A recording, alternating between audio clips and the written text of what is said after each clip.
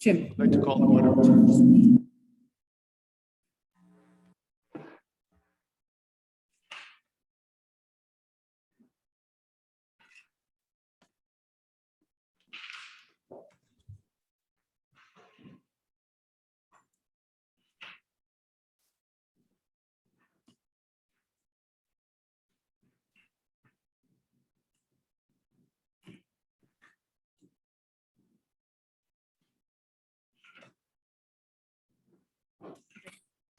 Good evening, everyone. I'd like to call to order the meeting of the Cumberland Board of License Commissioners, Wednesday, August 18th, 2021 at 7:30 p.m. Please note that this meeting is being held both in person where the council members are present. Additionally, the public may join on the Zoom platform. For the Zoom participants, if you have an interest in an item on the agenda, we will turn on your audio or promote you to a panelist as the item is called. If you would like to provide comment, please raise your hand by clicking the icon labeled participants at the bottom center of the computer or phone screen, and then click the button labeled raise hand. If you are dialing in from a phone, you may press *9 to raise your hand. To avoid background noise, please remain muted until it is your turn to talk. You may mute and unmute yourself by clicking on the mute button on your computer or laptop or by pressing *6 on your phone. Our staff also has the ability to mute participants if it becomes necessary. First up is the acceptance of the previous minutes. Acceptance of the minutes of the regular meeting of July 21st, 2021. Accept the minutes. Motion by Commissioner Kinch, I'll second. second by Commissioner McGill. Roll call vote. Commissioner Schmidt, Yes. Commissioner McGill, Yes. Commissioner Kinch. Yes. Commissioner Bradley, Yes. Commissioner Shaw, Yes. Commissioner Bolio, Yes. and the chair votes yes. The motion passes 7-0. Next up is old business, a Class BNT license public hearing. An application for a Class BNT license from Nelly's Lounge, LLC, DBA Nelly's Lounge, 433 Broad Street, tabled from July 21st, 2021. And this is pending tip certification, insurance certificate, BCI, final inspection by the fire and building official, and approval from the Department of Health. Before I open up the public hearing, is there someone who would like to speak on this matter?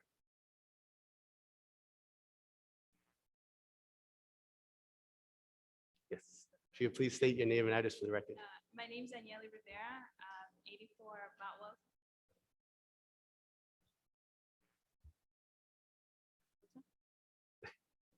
You want me to repeat my information? So my name's Daniela Rivera, 84 Boutwell Street, Pawtucket. I am the owner of Nelly's Lounge. I'm here today to hopefully get approved for this license. So Okay, thank you. And I see that you sent a menu I of did, what you proposed. So this I is did. what you're thinking of doing for the yes, for the bar. yes. Okay. And so I know we spoke before and you kind of mentioned more than 50%. Do you, like, what are your anticipations for the food part? My intentions are to definitely have more food at the bar. We'll kind of see how it goes from there. Yeah. Okay. Well, based on the menu that I sent you guys, which I think you all have a copy of it. Yes. Mhm. Okay. Thank you very much. I'd like to open the public hearing at 7:33 p.m.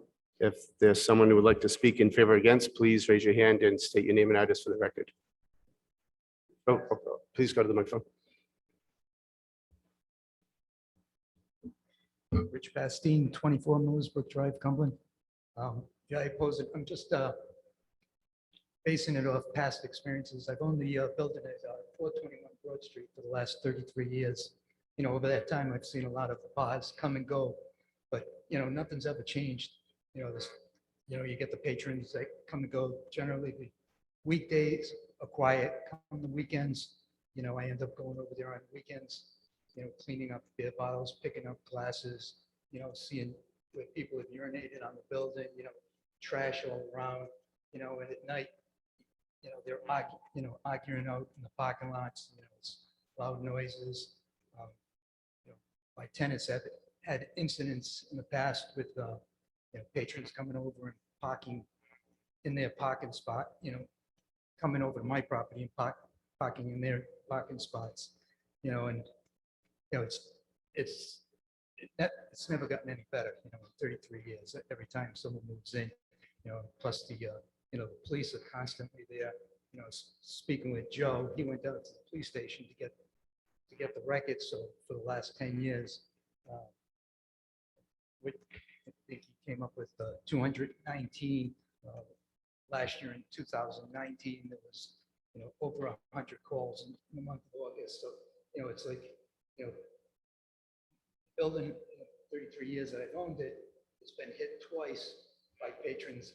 Cars have actually driven into the building. And I'm kind of concerned right now because the landlord who owns that property next door, he just dug up the driveway and everything. He had someone come in and he dug up part of my driveway. He never came over and asked me for any approval. He damaged part of my building as well. And now it's kind of level. I had asphalt there with like a concrete barrier, and he had that all ripped out. So I'm kind of concerned in the winter months. Cars are going to come down. It's a steep driveway, and I'm concerned my tenant's bedroom is right, 20 feet away from the bar. Right parallel with the driveway. So, I'm concerned with, drunken patrons coming in and hitting the building as well. And plus, I understand that they're going to be selling food in there, but, I looked at the layout. I don't see any kitchen, so I'm not sure how that's going to work either. I don't know if they're permitted to, there's no kitchen, so. Okay, thank you. Okay. Yes, please.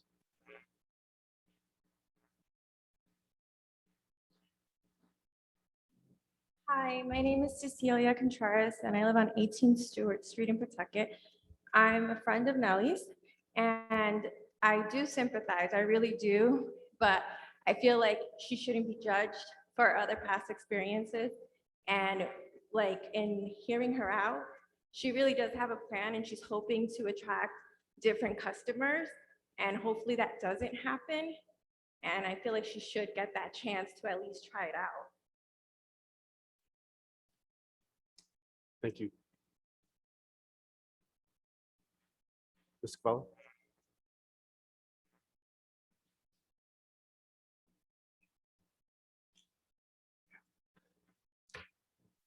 My name is Jean Cavallo from 17 Vineyard Avenue, Cumberland. I'm opposed to this because Rich has already explained most of the problems. I try and go to the police station, try and get the records for past 10 years. They told me they're going to charge a fee for 45 and change. I said, yes, I want the records. They told me 10 days. They sent me a letter. At the end of 10 days, they sent me a letter saying it's too much stuff there. They need 20 more days to give me everything. So you have an idea if they need, after the 10 days they need, I don't know if you want to see it, the letter they sent me from the police station.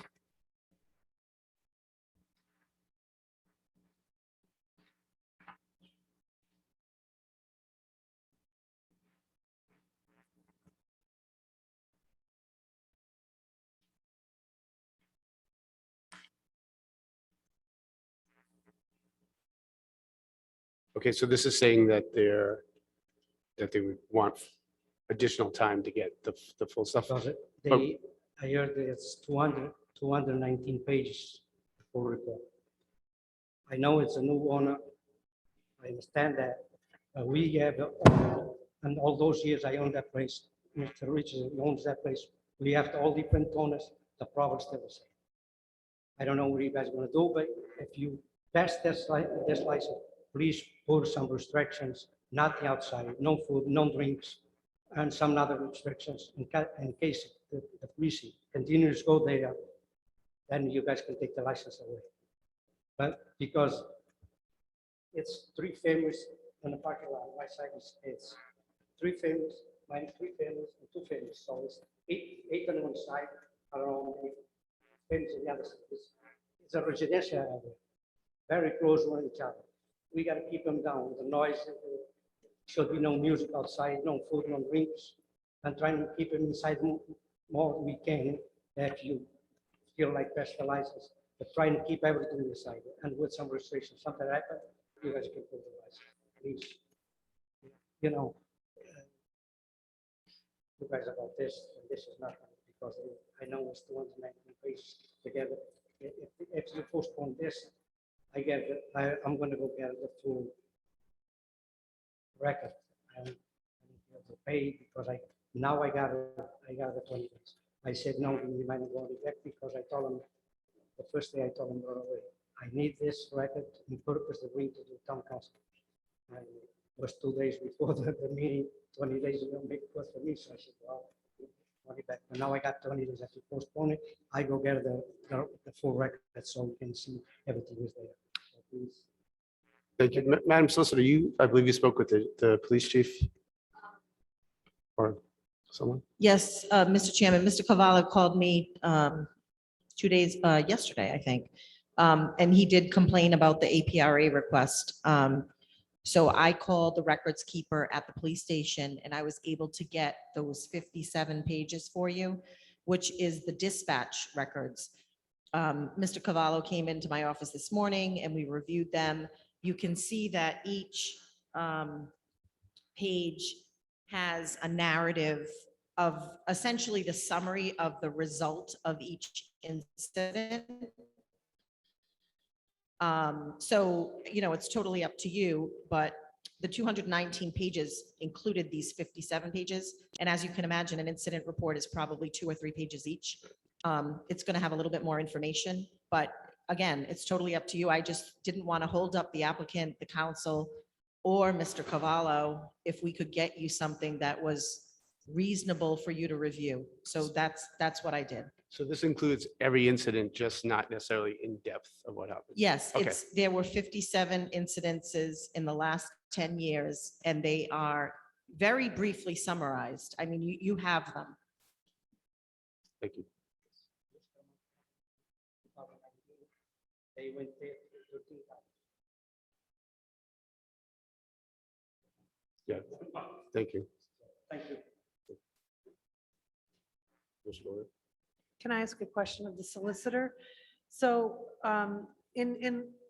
just to clarify, I'm not sure where the number 219 came from, but it sounds like it's the total accumulation of all the incident reports. The 219 is the number of pages that the records keeper told Mr. Cavallo and me that she would have to copy, which resulted in a $46 fee. Of the 219 pages, 57 of them you have. The other, I did the math actually, it's about 160 pages are incident reports that would have taken longer than till tonight to print. So we did the best we could to get you the information that Mr. Cavallo wanted you to see.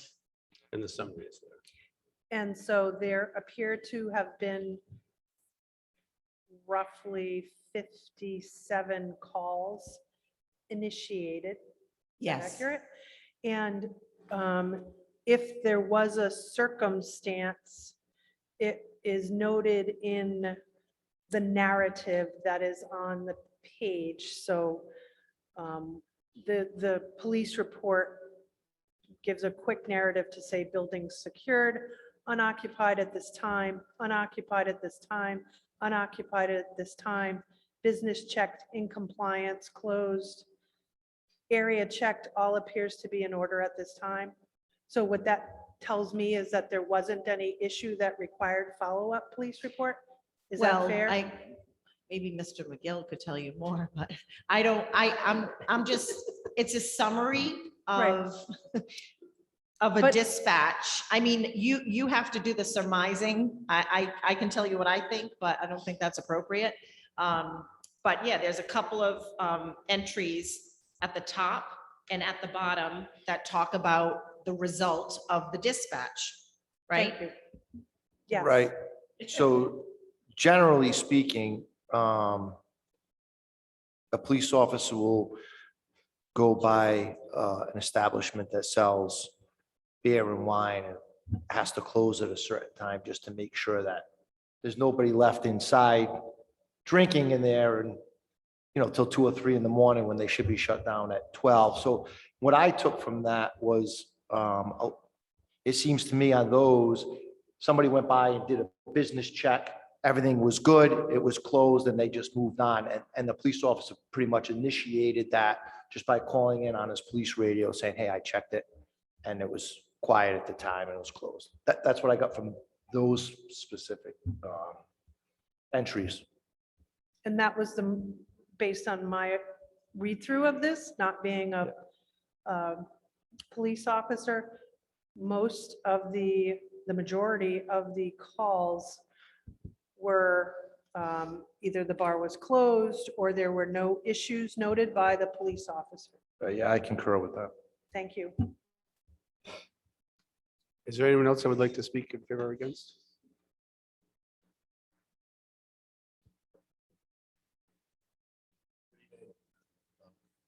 My name is Jose Perez. I am the owner of 433 Broad Street, as well as 431 Broad Street, as well as 407 Broad Street, as well as 49 Broad Street. I've been the owner for about the last 4 years.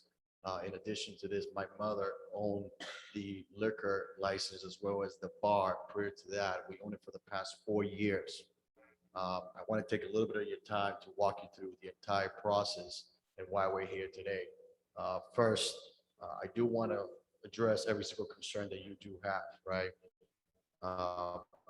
But prior to doing that, I want to make sure that the current tenant gets a fair chance of operating her own business. She should not be judged on the prior history of the bar or the prior incidents that had happened when we have not owned the bar. We owned the bar for the last 4 years, 2 of which, actually 2.5 of which, where the bar was actually 100% closed, right? We took possession of this bar in 2017. We did repairs all the way to 2018, late 2018. In that meantime, we paid the taxes, we paid the licensing fees, we maintained our fees in order to operate. In 2019, we went back into service. We were in service for a whole entire year. In 2020, right, we were shut down due to a pandemic that affected all of us. And that's why we're here today. By the end of 2020, we did not have the economic reasoning to maintain the bar. At that point, we had to lose our license and shut it down because we could not afford to renew our license, which by right is there, right? Now, we've been shut down more than at least 16, 17 months. So if there's any complaint for 2020, it's definitely not us because the bar shut down actually in February of 2020. There's no food, so it couldn't reopen again, right? Now, I do want to address a few of the concerns. Concern number 1 about parking. I own 431 and 433. You guys are owning the same lot where you own 3 different properties. I own 1. The other vacant lots are used for parking. We don't need your parking. We have plenty of parking to sustain that, right? I also want to address the other issue in regards to the pavement on the lot, right? Because if you do not recall correctly, I've been your neighbor for the last 4 years. And before being your neighbor, right, it was an open gate situation where your actual tenants went through the driveway of my particular property. I didn't ask you for a damn dime. I went and fixed the driveway. I put an eco-friendly pavement. That way we all be at peace of mind. The same way that I actually put a fence together on my dime and I painted it on my behalf, right? Now let's address the actual concerns for the actual 10 years of phone calls, right? As well as the 57 entries in the last 10 years, which we do not know if they're actual valid entries or there's just call logs which have been made. What I will tell you that before I was owning the bar, or my mother, right? This was called the Tap Brawl Bar or something in this nature, right? I do not have any responsibility what happened to my predecessors. What I do know is that if we had any sort of incident or any sort of issues in the last 4 years, we would have been here every single time to address these. That's why the committee is here. That's why the members sit in front of us to regulate us as licensees. And we have never been here for any single issue in the last 4 years. To that effect, I could testify and say that we've been good owners, we've been good operators, and you should give the chance for her to be able to operate her business again. Lastly, coming from a particular position of being a business owner, you have no idea how hard it is to open up a business, right? And I will ask that we do not delay this process anymore. For every single month that she loses and that she doesn't get her possession to actually operate this bar, she keeps being in the hole for more and more money. And you should know this. You have a pizza shop right in your lot, right? But your guy is shut down. Finally, I would definitely would like to say this. I asked for the permission of the town of Cumberland to be allowed to operate an apartment downstairs in the bar. The request was denied, and the request was denied mainly of the reasons that they said the commercial use should be commercial. Now, if you do not allow the commercial use to be used, and if you not allow the residential use to be used, then what am I supposed to do with an empty property? At that particular point, I am asking for a humble commitment to let her operate her business, to give her a fair chance to evaluate her business plan and make sure she addresses the items that the two neighbors have in place, but at least give her the fair chance to operate the bar. Thank you. Thank you, Mr. Perez. One question for him. Mr. Perez? Commissioner Brennan? So the liquor license that was there, you owned, Correct. that was abandoned. Correct. We actually turned it in. We couldn't afford it to renew it. Right? I think one of the items that is clerical, right, to this particular, to bring it to concept, we are not moving a bar to your community. We are not, if you've been there 33 years, the bar's been there 80 years. So we're not decided to, oh my God, I think it's a good idea to open a bar today. The bar's been there longer than we all have been here. To that particular point, why we're gonna, interrupt the use of a perfectly licensed industrial zone correctly bar that has been serving the community, quote unquote, for 80 years. Now, can I question the fact it has been used correctly or not? I can tell you about my last 4 years. I can tell you about the last 76 prior to that. But those last 4, those are the ones that I should be accounted for. And that's why I'm here today. So you ended up shutting down because of COVID. Sorry? You ended up shutting down because of COVID. Correct. So we abandoned their license during a pandemic. Correct. I did vote against abandoning that and getting rid of it. Thank you. I'll go on the record for saying that. I do want to state that I did ask at that point, I believe it was Susan and Sandra or so, and I said, is there any sort of concessions right now for the owners of the bar, right? We're closed down. We have no revenue. How are we going to go and renew this license? And the response was simply no. And at that time, I'm sorry. I laid off hundreds of people. I lost millions of dollars, right? I didn't have a cent on me to keep going for something that's been shut down. And now I have a position to still have property in Cumberland. I still keep investing in Cumberland because I strongly believe in Cumberland. But I'm really with my hands tied. And I'm saying, I'm here. I'm showing face. Allow the tenant that is trying to do the right thing to actually occupy the business. Thank you.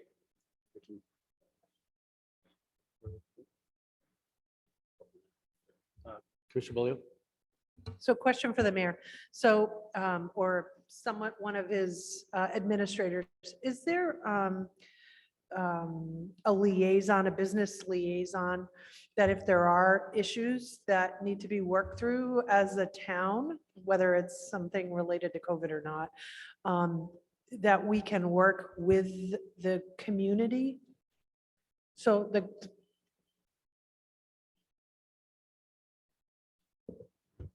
I don't know how it works, and I don't know if there's anything established.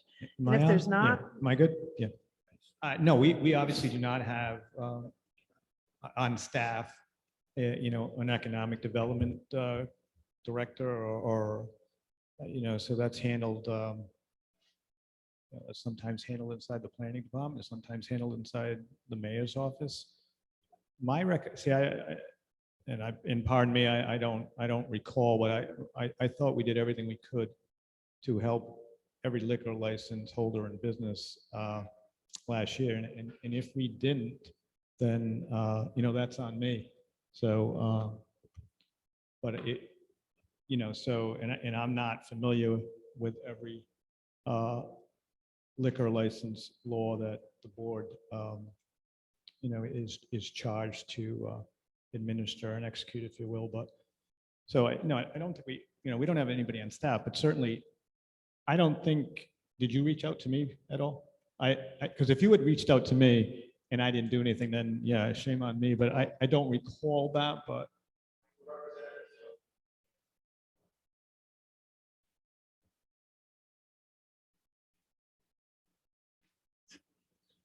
Well, I did reach out at that point to City Hall and we tried to discuss it, right? And it came to, I mean, it's even as funny as this. I got my tax bill for the property assessment for the bar about 2-3 months ago, and he says, you owe X amount of dollars for this property. And I said, how could I owe you anything for a business that has been shut down? And actually, we have lost the license since December 31st of 2020. The answer was, you never notified me, you still have to pay. And I did pay, right? So, listen, I think it's on record. I could definitely post the emails that I sent through. You know, I work in Office of Economic Development, and for us as business owners, right? Let's just say we got kicked in the sack, right? And now we're trying to figure out how do we get back on our feet, right? And it's in order to pass it on to the next business owner, right? And all we're here is asking is for a fair chance, right? In reality, what I'm saying is, I understand the frustration of my two neighbors, but I also think my two neighbors do not represent the full community. I am willing to work with them, right?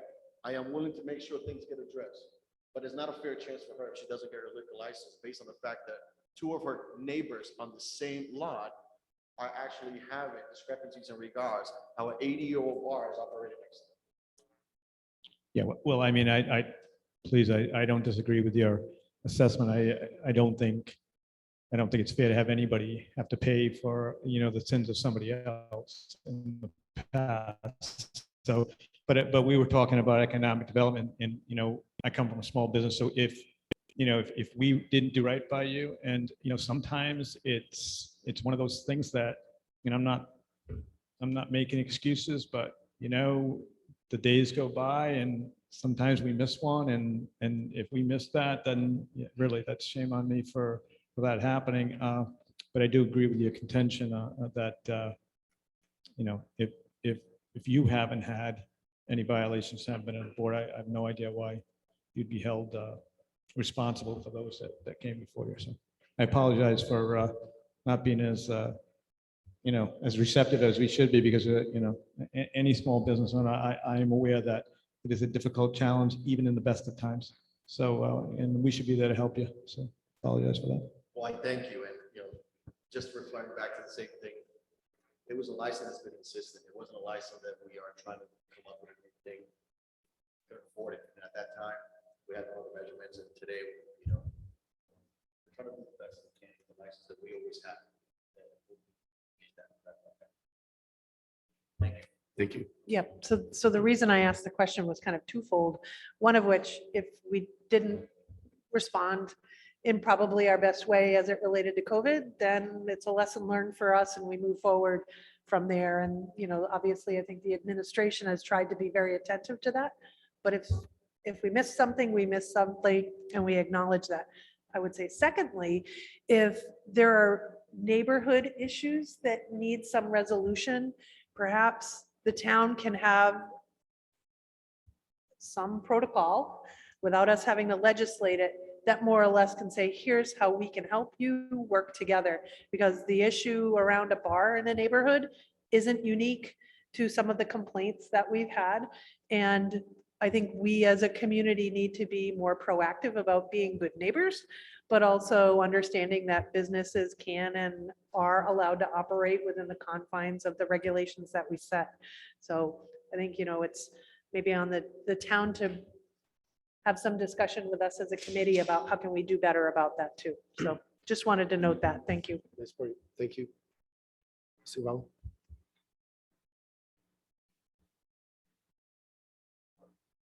Respond to Mr. Parent. It's not true what he said.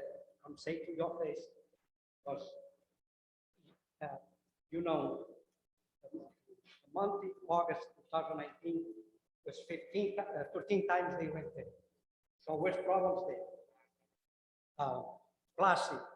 He said the fence, he never gave me a penny.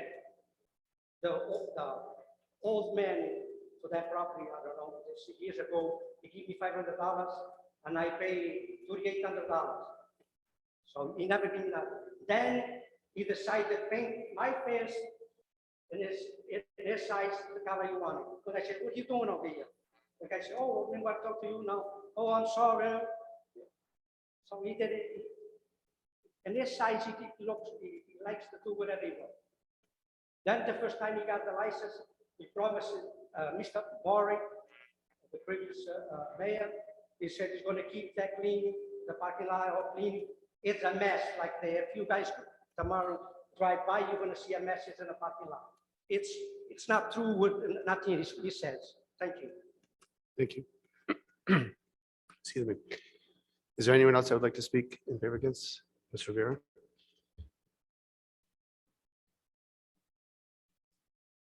So I just wanted to say that, as I keep saying, I would be the new owner. I don't have much to do with previous owners. The only thing that I can say is moving forward from the time that I've owned it, or if the license gets approved today, I can do my best to keep the area clean, if that's one of your concerns. People have to leave by the time they have to leave, so that's something that I promise to keep on track, and I'll do my best. But I can't, you shouldn't just put everything on me right now, because it's a new license, it's a new business. To me, it's a new person. I don't have anything to do with fences or parking lots. All I can say is I'll manage what my business is going to be, which is not going to be the same as previous owners. And I know you've heard that before, but my name's Nelly, and that's Jose. So that's all I wanted to say. Thank you. And that is something, excuse me, that we can consider, as a body to make sure that it's kept clean. And, if we want to limit the outdoor seating to, 8 o'clock or whatever, that's something that we can do once we get there. Is there anyone else that would like to speak in favor or against?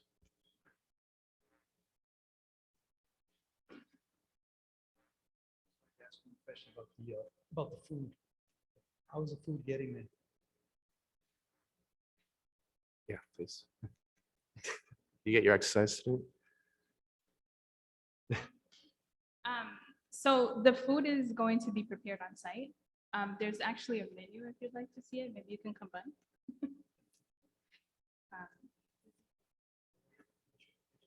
So based on my research and based on what I spoke to with the state, I don't need an actual stove to operate a kitchen within the building, within the facility. So as long as I have, according to the state, like I said, the Department of Health, which is whom I spoke with, all I need is counter space, a fridge, and an oven. Is all I need to make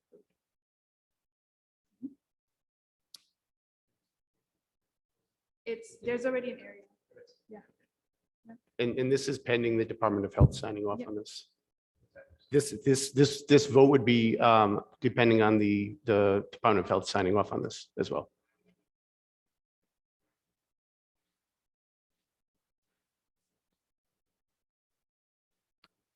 Madam Clerk, is there anyone on the Zoom platform that would like to speak? Okay, anyone else? Hearing none, I'd close the public hearing at 8:03.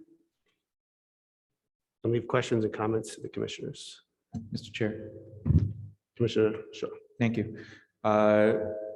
It's a lot better speaking to you in person than on Zoom when you first appeared. And so first I want to say congratulations on coming to Cumberland and wanting to come to Cumberland. For years, we've always sort of prided ourselves on the fact that we were a business-friendly town. And I totally agree with you that you should not be looked upon for what was. You should be trusted as a new business owner that you're going to set out to do good. And no one has a crystal ball. And the only thing that we can do is support you. So there's no doubt that I'm going to be supporting you, and that I know that based on how you presented yourself the first time, I got nothing but optimism that you're going to turn a place that's been around for 80 years into something new and exciting for a different generation. So in an area that could definitely use some new and exciting. So I wish you the best on your venture, and I'll be coming down to the south side of town, I'm pretty sure, to visit. So thank you. Thank you, Commissioner Shaw. Commissioner Schmidt? Thank you. I just want to reiterate my prior argument that this license is not appropriate for this business. If I've got my history correct, we used to have 18 BV licenses in town. 3 were abandoned, the garage, La Parch, I don't recall the third one. Do you recall, Sandra? The corner? Corner pub, maybe? There was a third one. They were turned in for whatever reason. We subsequently, by unanimous vote, I think, dropped the number of those BV licenses, 6-1. 6-1. Okay, by a 6-1 vote, we reduced the number of BV licenses from 18 to 50. Okay, the applicant, and I don't put any stock in what's happened there in the last 80 years. I looked at the police reports, the 57, that to me, that's irrelevant. The past is the past. This would be a new operator, so whoever said you can't judge the sins of the past was correct. But this question we have to answer, is this B&T license appropriate for the location? Now, on the license itself, and in the email that you received today, was forwarded by Ms. Mativia, there's 5 or 6 questions we need to ask. Will food sales exceed alcoholic sales? Is the proposed location one that is targeted for commercial development? Will the business promote revitalization of the area where it's going to be located? Will the issuance result in substantial employment opportunities? Is the business proposed one that presents a unique concept not currently existing in the town? And finally, will the business promote the general economic development of the town? Look at these. I've come to a conclusion. My conclusion is that this license is not appropriate for this business. You've heard the people that we've heard referred to this as a bar. I think we all know it's a bar. A bar is a bar is a bar. This is not what this license was intended for. We voted 6-1 to reduce the number of licenses. If we reduce them by 2, in theory, there'd be a BV license available. And by all means, it would probably go to this applicant. But we didn't, because the BV licenses are all currently held by licensees. So if you can answer these questions and you're satisfied that that fits the criteria of a B&T, by all means, vote the way you choose. I've made my decision. And I'm sorry for the feedback. I'm trying to back up. Thank you. Madam Solicitor, I know that we had a few discussions about this. And you thought this was the right license because we're just supposed to consider those items, right? And then come up with a, So the General Assembly allows the town of Cumberland to issue a B license, just like our regular B licenses, but that's non-transferable. And that's in the same section as the Class B licenses in the state statute. It says the town of Cumberland is also allowed to issue B licenses that are non-transferable. The ordinance that was drafted or enacted by the council wants you to consider those factors. And that's what you should do, consider them. So I don't really disagree with Counselor Schmidt, other than it's the same license as a B license, other than it's non-transferable. So it can be victualling or a tavern. That's what the state law says. And then you say in your ordinance that you shall consider these factors. So I agree with that part of your statement, that you all should consider those factors, and you do what you want with those factors. So I hope that's, clear enough. it is for me. Thank you. Mr. Chair, as I stated at the first meeting when the applicant came forth, I was under the same impression as being as the liquor chairman for the past 6 years. And seeing B&T license come before us, they were presented in situations that I guess made it seem like we were doing it based on the criteria as a standard and not as a consideration, right? And in the last meeting, I then asked that same question and got an answer from the solicitor. So my mindset changed. As long as it is a consideration, then that's fine. And it's up to us as 7 people sitting up here to decide, would you consider this a license to go? And it is a B license. Just because it's a BNT, it's not a new entity. It's just a non-transferable B license, protected by the statutes of the state. So because we put extra layers to consider in the town, that doesn't change the fact that we can have control over a B license within our town. And that is why also we reduced the number of BV licenses, because if we had to abandon the license, if we did not reduce the license, you would have to go out to lottery, and it's not a guarantee that she would get the license. So that would never make sense. We didn't cut ourselves short of giving her a BVL license. We took care of the abundance of the BV license because we are unique of one of 2 towns in this state that has the BNT license available. It's good enough for me. Okay, thank you. Mr. Kinch? So, thank you, Mr. Chair. I just wanted to make a quick comment myself. I just wanted to probably verify what others have said, that I don't hold you for the sins of a past bar. I would feel comfortable if you brought up, and I think there was a restriction asked, that maybe no dining be done outside or any after, say, 9 o'clock at night. I think someone mentioned 8. I think we have something similar in North Cumberland that closes at 9, and I was thinking something similar to that. You never mentioned if you plan to dine outside. Was that part of your? Yeah, it's in the Oh, plan. is it really? It's in the plan, Okay. yeah. Okay. So I'm going to vote well, I support you, I should say, because of the, like I said, the history of the bar. I went through these. Matter of fact, in addition to Mr. McGill, I happen to serve as a police officer. I've been to that place. And everything I looked at, and I'm quite familiar with these reports, at 57 of them, I can't see the other amount changing. It's all nobody's there, nobody's there, nobody's there, nobody's there.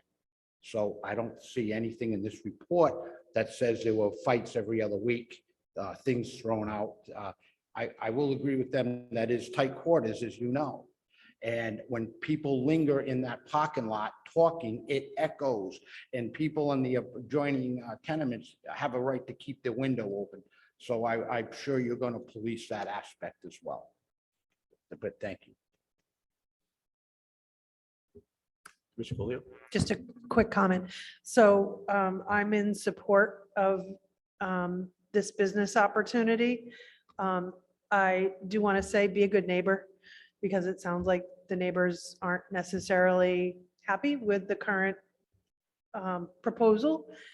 And the other thing I would add is it may make sense to get some security cameras, and truly just so that you can monitor what's going on outside.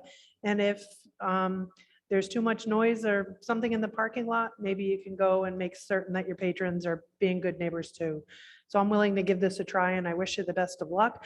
I think also the fact that the Broad Street revitalization is really intended to inspire business. I hope it shows that your business can be successful. Thank you. Anyone else? Mr. Bradley? Yeah, I got a question for the solicitor. That list that we were sent today, we're supposed to consider that? Yes, that's what the ordinance says. You shall consider the following factors. So I read that as you consider them. They may or may not comply with all of them, but you should consider them. That's what your ordinance says. So if you're supposed to consider them and it's not a requirement, how can you stop somebody from opening it up or getting it if you're only supposed to consider it? I think you mean, if the council denies it, that's how you would stop them. But you can't deny them on something that you can consider. Yes, you can. If you consider these and you decide individually that that they don't meet those factors, you can vote to oppose it. So if they're not selling 50% food, we can deny it. Individually, each member could make that determination. I'm trying to find them from Sandra.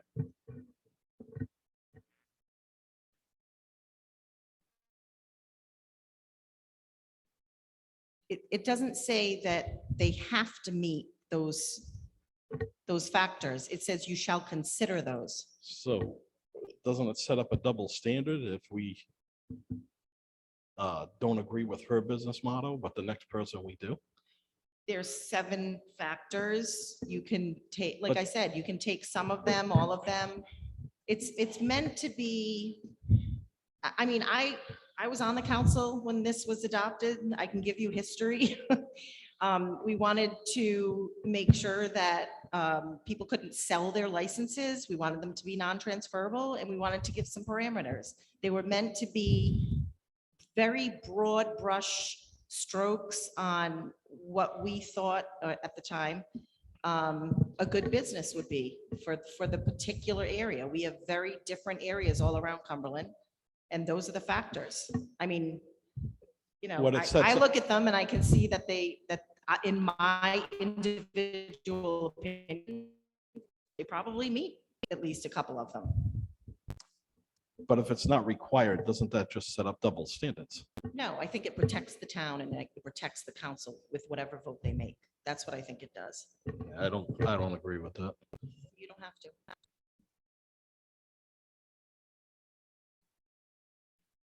Thank you. Any other commissioners have any comments, questions, motions?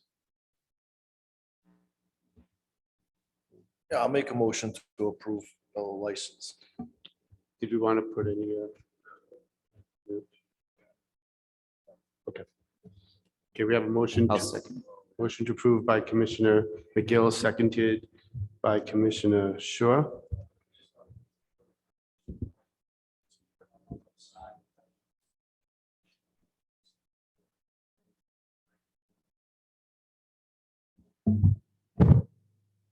If that part of your motion, Yes. then I'm not going to second it.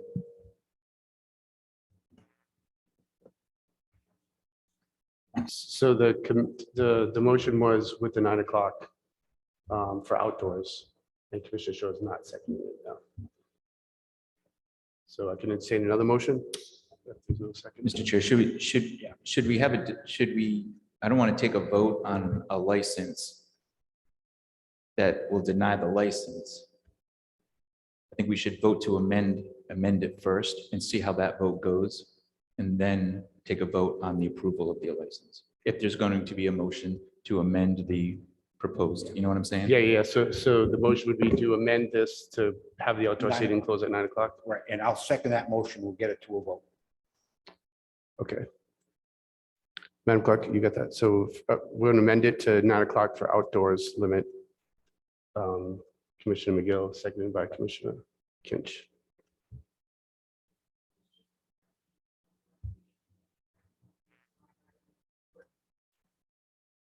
Okay. Okay, so we'll do a roll call vote for the amendment.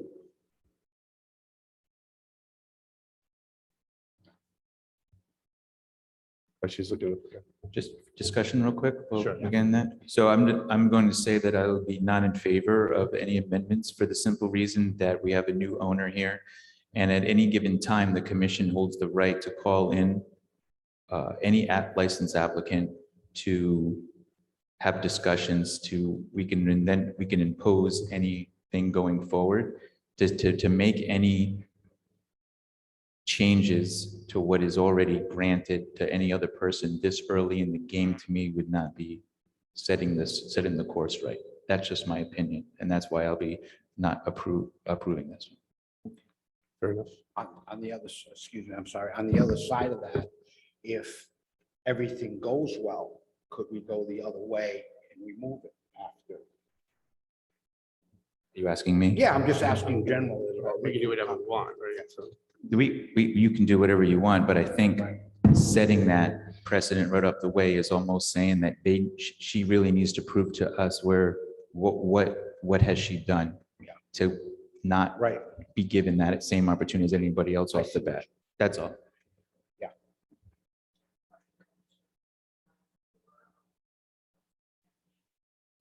Okay, so by law, it has to close by 10 PM anyways, the outside. I'm not gonna You wanna stop this for retract it? 1 hour, right? So I'll retract my second. Okay, do you want to retract it first? Yeah, Do a motion? then we'll motion to approve, and then it has to be closed by 10 PM on the outside anyway, so. Right, okay, so just. Let's a go motion that to route. approve. Okay. Yeah, motion to approve the license, and As presented. as presented, right? And I'll second that. Okay. Okay, motion by Commissioner McGill to approve, seconded by Commissioner Shaw. We'll do a roll call vote. Commissioner Schmidt, No, Commissioner McGill, Yes. Commissioner Kinch. Yes, Commissioner Bradley, Yes, Commissioner Shaw, Yes. Commissioner Bolio, Yes. and the chair votes yes. Motion passes 6-1. Congratulations. Okay, next up is new business. Temporary outdoor serving of alcohol. An application for a temporary outdoor serving of alcohol license from Our Lady of Fatima Church for Our Lady of Fatima Annual Feast located at 1 Fatima Drive to be held September 3rd, 2021 through September 5th, 2021. And this is pending promoter's permit and final inspection by the fire and building official. Madam Clerk, do we have anyone? I thought I heard someone was going to be on Zoom for this.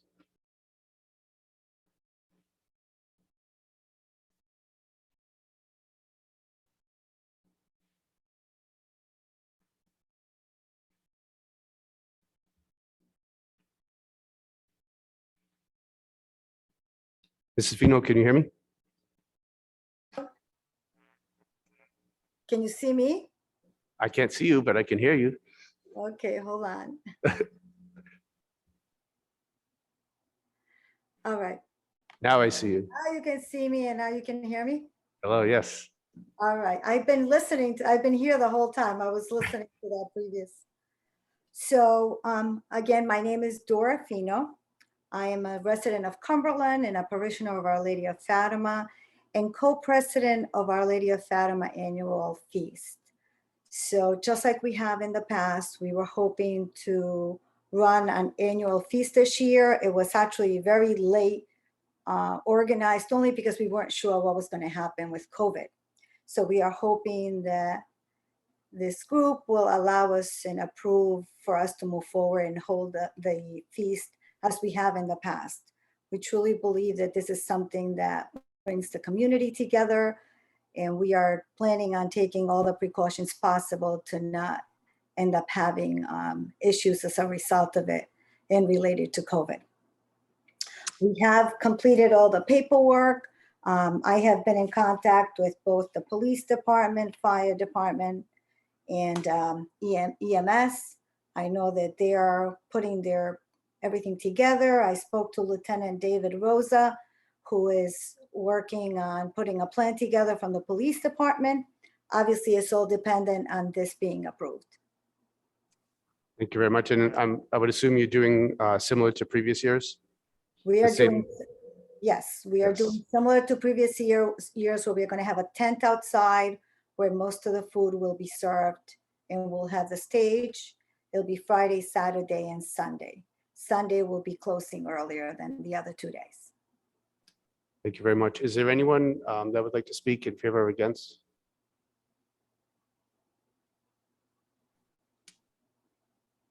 Okay, hearing none. Do we have any motions from the council? I'll make a motion for approval. Motion by Commissioner Kinch, I'll second the motion. seconded by Commissioner McGill. Roll call vote, Commissioner Schmidt, yes, Commissioner McGill, Yes. Commissioner Kinch, Yes. Commissioner Bradley, yes. Commissioner Shaw, Yes. Commissioner Bolio. Yes. Chair votes yes, 7-0. Thank you, Mrs. Pino, and I'll see you there.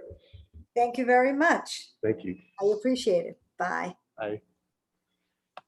Next up is Class F1 license, an application for a Class F license from Trinity Brewhouse for community food truck and music events located at Diamond Hill Park on October 1st, 2021, with a rain date of October 8th and October 30th, 2021, with a rain date of October 31st. And this is pending a signed lease agreement. Is there anyone that would like to speak in favor or against?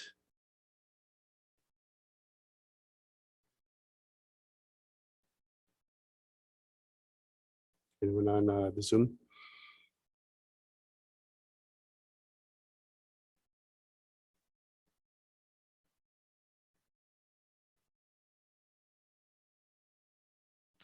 Mr. Crowley, can you hear me?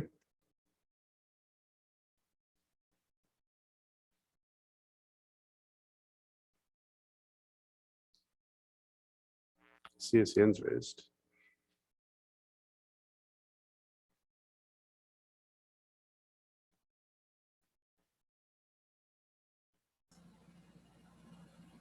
Hello. Mr. Crowley, welcome. Yes. How we doing? Thanks for taking my call. Of course. Yes, I'm just trying to, I'm switching around a couple of dates. We had a date set for September 25th with the rain date of October 2nd. So we're postponing those. I'm going to be on vacation that night, so I'm not comfortable not being there, running the event on the town property without myself supervising it. So we're going to move that to the first and rain date of the 8th. And then we're just adding the 24th and the 31st. We already had the Saturday before that, but we're just adding those 2 dates to see what the weather's going to be for those weekends, late October. So we're not really adding anything. We're just canceling those 2 days out. And it's going to be the same as we've always done. We have the police detail, which was required by the police department. And hopefully you'll approve the application. Did you say October 24th? I believe that's what, is that the date we had down on it? Put it down. I have the 1st and the 8th with as a rain date, and then the 30th with the 31st as a rain date. Excuse me, yeah, you're right, you're correct. Yep, I'm sorry about that. The Okay, 30 no worries. Want to make sure that this was correct when we vote. that we had, and the 31st is just a date for the rain date for the 30th, in case something happens. Okay, very good. Is there anyone that would like to speak in favor or against?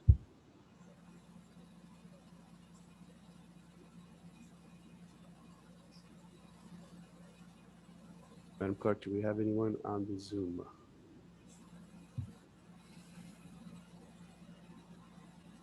Okay, hearing none. Move to the commissioners for any motions or questions. Well, I had a question for Mr. Crowley.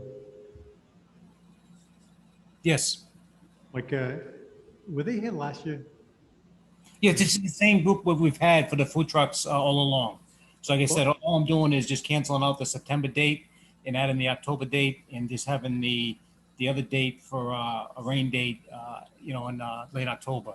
So it's the same we've been doing all last year. And again, we've done, I believe, 4 events already this year, which have been very, very successful. The people, have come out of their way just to thank us for doing these events to get, especially during the COVID, people would rather be going eating outdoors than indoors.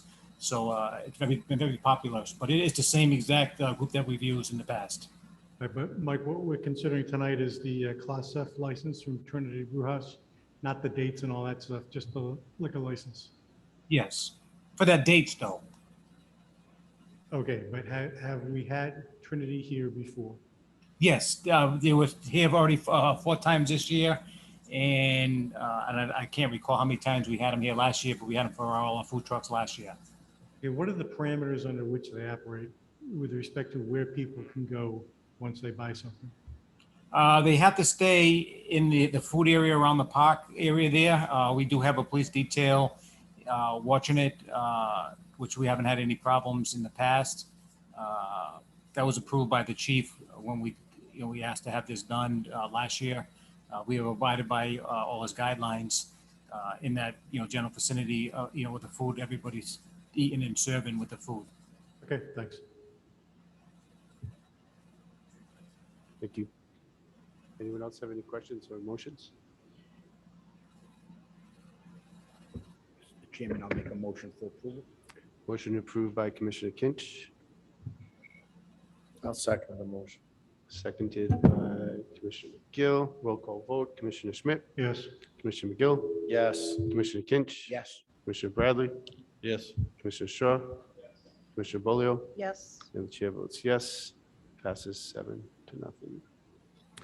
Next up is an application for a Class F1 license from the Cumberland Beagle Club for their steak and cigar fundraiser to benefit Scout Troop 1 Diamond Hill on September 11th, 2021, located at 425 Nate Whipple Highway.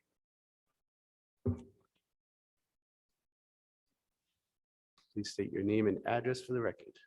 Good evening. I'm Fred Lermer. I'm the president of the Cumberland Beagle Club. I live at 2970 Mendon Road here in Cumberland. We have been working with the Scout Troop for most of the COVID time, helping them out, providing our facility as a place for them to go since they lost their inside meeting places. Recently, about 6 to 8 weeks ago, we found out that they no longer can use their van that they use to move all their equipment around to go to Yahoo and places like that.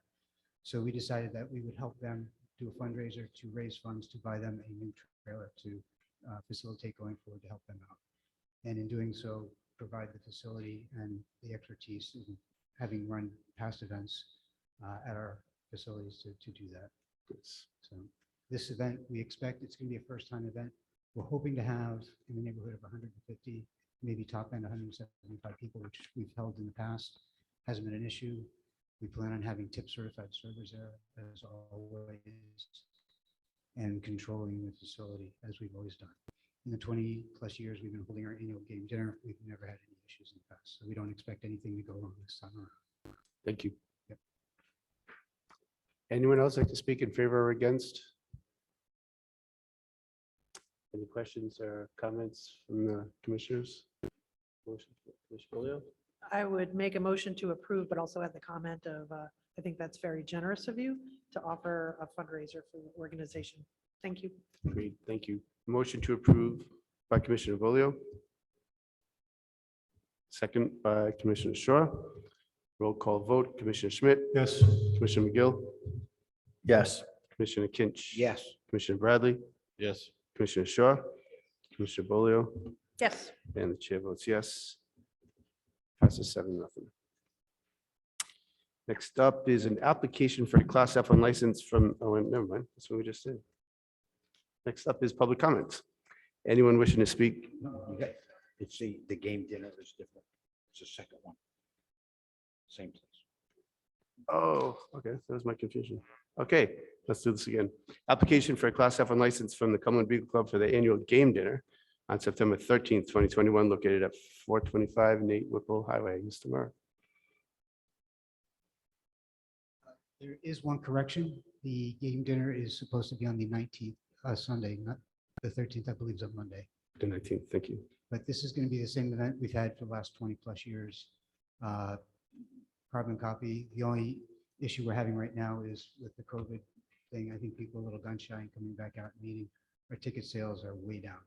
So I'm not sure what we're going to have for a function this year, but we're just trying to get back to some normalcy and just get things rolling again. So same thing, tip certified people, same layouts, same controls. Thank you. Just, if I may, Commissioner Blair. sorry. Mr. Murr. Just a quick question. So just because of COVID, are these generally indoor events? Yes. Yeah, so that's It's the rub. exact- I can't blame anybody, but we follow all COVID protocols through the whole thing. I actually hired a sanitation company to come in and 5 times a week totally sanitize my clubhouse. We do have inside what's called a HEPA vac, which is a super vacuum, which we clean with on a regular basis. So we do follow and are very strict in what we do with the club. We want to expose nobody to anything that we wouldn't have in our normal lives, but still it's gathering, it's people, and it's human nature. Thank you. You're welcome.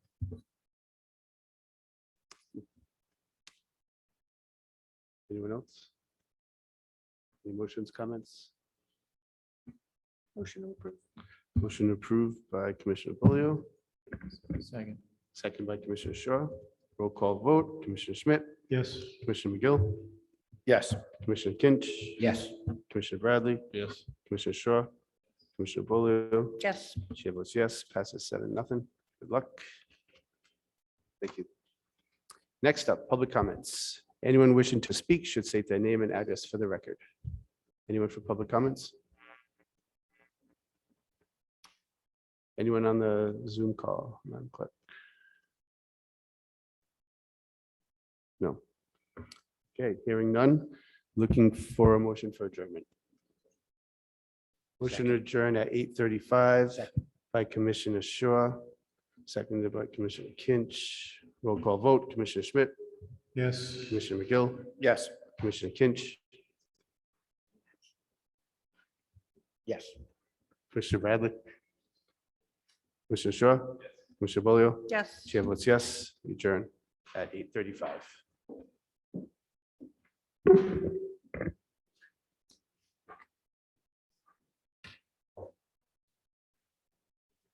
Yeah, it's just gonna. Yeah, just gonna take 2 minutes. It's gonna- Yeah.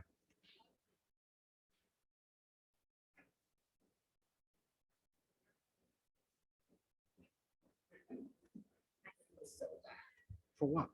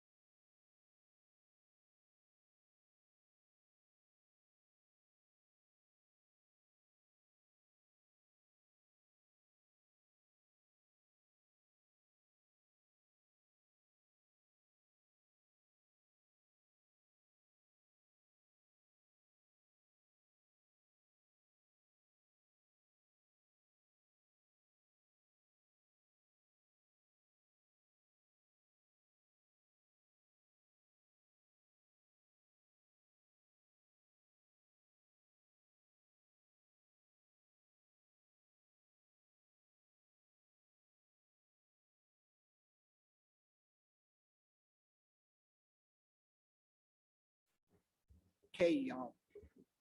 Thank you, everyone, for the quick pause. I want to welcome everyone to the August 18th, 2021 regular scheduled meeting of the Cumberland Town Council. I want to call the meeting into order at 8:43 PM. And with the expiration of Executive Order 21-72, council members are meeting in person. We continue to provide the public access to meetings via Zoom.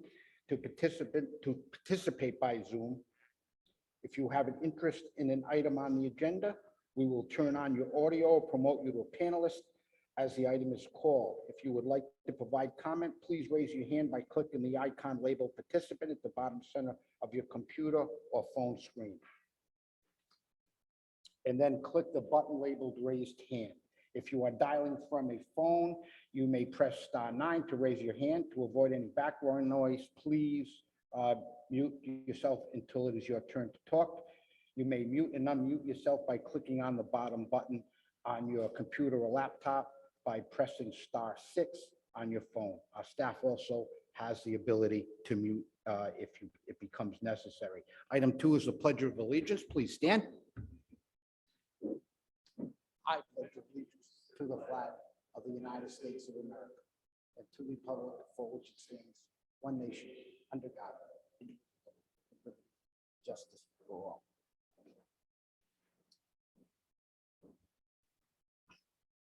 Council general announcements.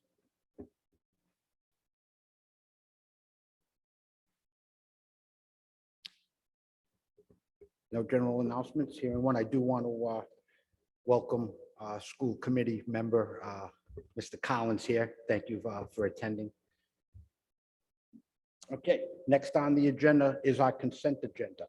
I want to accept the minutes of a special and regular meetings of July 21st, 2021 and August 12th, 2021. Next, we have a communication. It's C21-7, a proclamation from the Warren Town Council of the International Day of the World's Indigenous People. Do I have a motion to accept the consent agenda? So moved. Got a motion by Councilor Bolio, a second? Second. Second by Councilor Mativia, and roll call vote, please. Councilor Schmidt? Yes. Councilor McGill? Yes. Councilor Mativia? Yes. Councilor Bradley? Yes. Councilor Shaw? Yes. Councilor Bolio? Yes. The chair also votes yes. The consent agenda passes 7-0. Next item on the agenda is public comment. Anybody wishing to address the council either by Zoom or in person, please state your name and address for the record.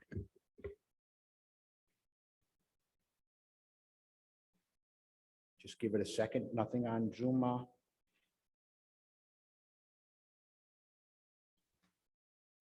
Okay. Hearing no comments, we're going to go to the next item on the agenda is licensing. The first one is a victualling house license, an application for a first class victualling house license from Nellie's Lounge LLC, doing business as Nellie's Lounge, located at 433 Broad Street. This was tabled from July 21st, 2021. Approval on this will be pending tip certification, insurance certificate, a BCI, final inspection by fire and building officials, and approval of the health department. Do I have a motion? Mr. President, Yes. one comment and one Yes. motion. To the applicant, I just want you to understand that my objection was not personal, it was administrative. I wish you nothing but the best. I hope you succeed. So I'd like to make a motion to approve. I got a motion to approve by Councilor Schmidt, second by Councilor McGill. We'll go to a roll call vote. Councilor Schmidt? Yes. Councilor McGill? Yes. Councilor Mativia? Yes. Councilor Bradley? Yes. Councilor Shaw? Councilor Bolio? Yes. The chair also votes yes. The license passes 7-0. Congratulations. Next on the agenda, item B is an application for an entertainment license from Nellie's Lounge LLC, doing business at Nellie's Lounge, again at 433 Broad Street. This was also tabled from July 21st, 2021. If approved, yeah, well, this is pending too as well. Tip certification, insurance certificate, BCI, final inspection by fire and building, and approval in the health department. Do I have a motion for approval? Got a motion by Councilor Schmidt. Second. Second by Councilor McGill. Mr. Chair, I mean, Mr. President, Yes. just for clarification, this is not permitting any speakers or whatever outside the establishment. This is just for indoors, correct? I'm sorry, I missed that. This is the entertainment license, correct? Yes. Yeah, so this is just for indoors only. So even though there's outdoor seating, I just want to make sure the applicant is aware that having a speaker on the outside is not probably a good idea. So, cool. Good, Thank you. good. Thank you for pointing that out. Okay, we got a motion going back from Councilor Schmidt, second by Councilor McGill. Roll call vote. Councilor Schmidt, Yes. Councilor McGill, Councilor Materia, Yes. Councilor Bradley, Yes. Councilor Shaw, Councilor Bolio. Yes. The chair also votes yes. The license passes 7-0. Congratulations. Next on the agenda is an application for a special event entertainment license from the historic Metcalf Franklin Farm Preservation Association for their Fall Harvest Tractor Show 5K road race, and it will be held on Saturday, September 25th, 2021, with a rain date of September 26th. Welcome our friends from Family Thank Farm. you. Thank you. Good evening. My name is Pam Thurlow, and I am the president of Franklin Farm. I was going to say the historic Metcalf Franklin, but it's a mouthful. So let's just call it Franklin Farm. And I am here in support of our application for a special entertainment license for our Harvest Festival, Tractor Show, 5K. And this year we've added a family walk around our fields. So if you're not interested in running a 5K, you can have a lovely stroll around Franklin Farm. So I think we filed all our paperwork, and I want to publicly thank Josh, who's standing behind me. He stepped up and offered to just help with all this because we're a little busy at the farm these days. So I'm happy to answer any questions you may have. But before I do, I certainly want to encourage everyone to come out to the festival. The proceeds, we are working closely with the Northern Rhode Island Food Pantry and also the Ravenous Runners Club. And all proceeds will be shared among the two nonprofits because we are still trying to support those who don't have enough to eat. So please come out and support our efforts and support the Northern Rhode Island Food Pantry and of course, also Franklin Farm and those who need our help. So questions? Councilor McGill. Hi, I think that's a great course, by the way. Thank you. And before I sign up for the 5K, is it a very hilly course or is it flat? Yeah, just kidding. You don't have to answer that. I'm going to sign up anyway. It's very hilly. Thank you. How far is the walking course? Well, the walking course is beautiful because the view from the top of Franklin Farm down the valley to our brand new well building is quite beautiful. So I would encourage anyone to do that as well. So Josh, did you want to say anything other than, again, my thanks to Josh for helping shepherd all the paperwork through the council. Really, Pam, thank you for everything your organization does. Sure, I'll just say a few words. Josh O'Neill, One Teakwood Drive, Cumberland. Many of you know I'm a former town planner and I've worked with Pam on many of the projects that have occurred over the years at Franklin Farm, including, of course, the rehabilitation and restoration of the historic farmhouse. This is just a wonderful event. I helped Pam put together the paperwork and communicated with the police chief about the 5K road race and the assignment of officers, which we're ironing out the final details of that for the road race. But I took my at the time 2-year-old daughter to this event, and it was her favorite event of the entire year. She wouldn't stop talking about it. She still talks about it today. I would just encourage all the council members to come to the Harvest Festival. Bring your family, bring your children. It's a family event. In my opinion, it's one of the best events that happens in the town of Cumberland, along with, the other ones, the Arnold Mills 4th of July Parade, of course, and Cumberland Fest.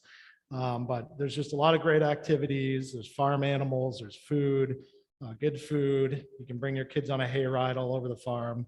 And it's just a wonderful event. I hope you all approve the license for this event. And I'm happy to answer any questions along with Pam. Any questions or comments from the council? I have a serious question. What are the times of the event? 10 to 4. Thank you. Although I will say the race starts at 8:30.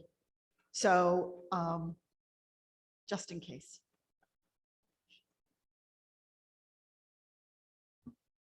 Any other comments? I have a motion. So moved. I got a motion by Councilor Bolio, second, I'll second. and a second by Councilor McGill. We're going to go to a roll call vote. Councilor Schmidt, Yes. Councilor McGill, Councilor Mativia, Yes. Councilor Bradley, Yes. Councilor Shaw, Councilor Bolio. The chair also votes yes. The license passes 7-0. Again, thanks again, Pam. Yeah.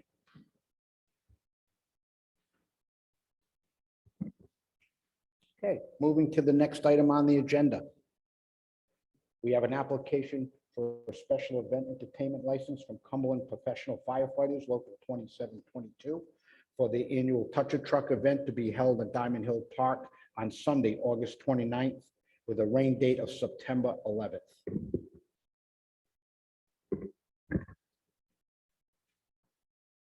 Hi. Evening, ladies and gentlemen of the town council, Mr. Mayor, everybody else in attendance. I am Chris. Yeah. I'm a firefighter in the town of Cumberland, honored to be such, and I represent the Association of Firefighters that puts on this event that we've done for the past 15 years. It's going to be August 29th, 10 to 2, not to be outdone by my friends at the Harvest Festival, but it's probably the second best show in the town of Cumberland, and I encourage all of you guys to come out and enjoy the day, young and old. Thank you again. Another great community event. Of course, my kids are a little older, but to see those kids jump on those big trucks and stuff, it's really something to see. So thank you for that event as well. Any questions? No comments from the council? I'd like to make a motion to approve. Okay. We got a motion to approve by Councilor Mativia, second by Councilor McGill. Roll call vote. Councilor Schmidt, Yes. Councilor McGill, Yes. Councilor Mativia, Yes. Councilor Bradley, Yes. Councilor Shaw, Yes. Councilor Bolio. Yes. The chair also votes yes. The license passes 7-0. Thank you. Thank you guys very much. You're We'll see welcome. you all there.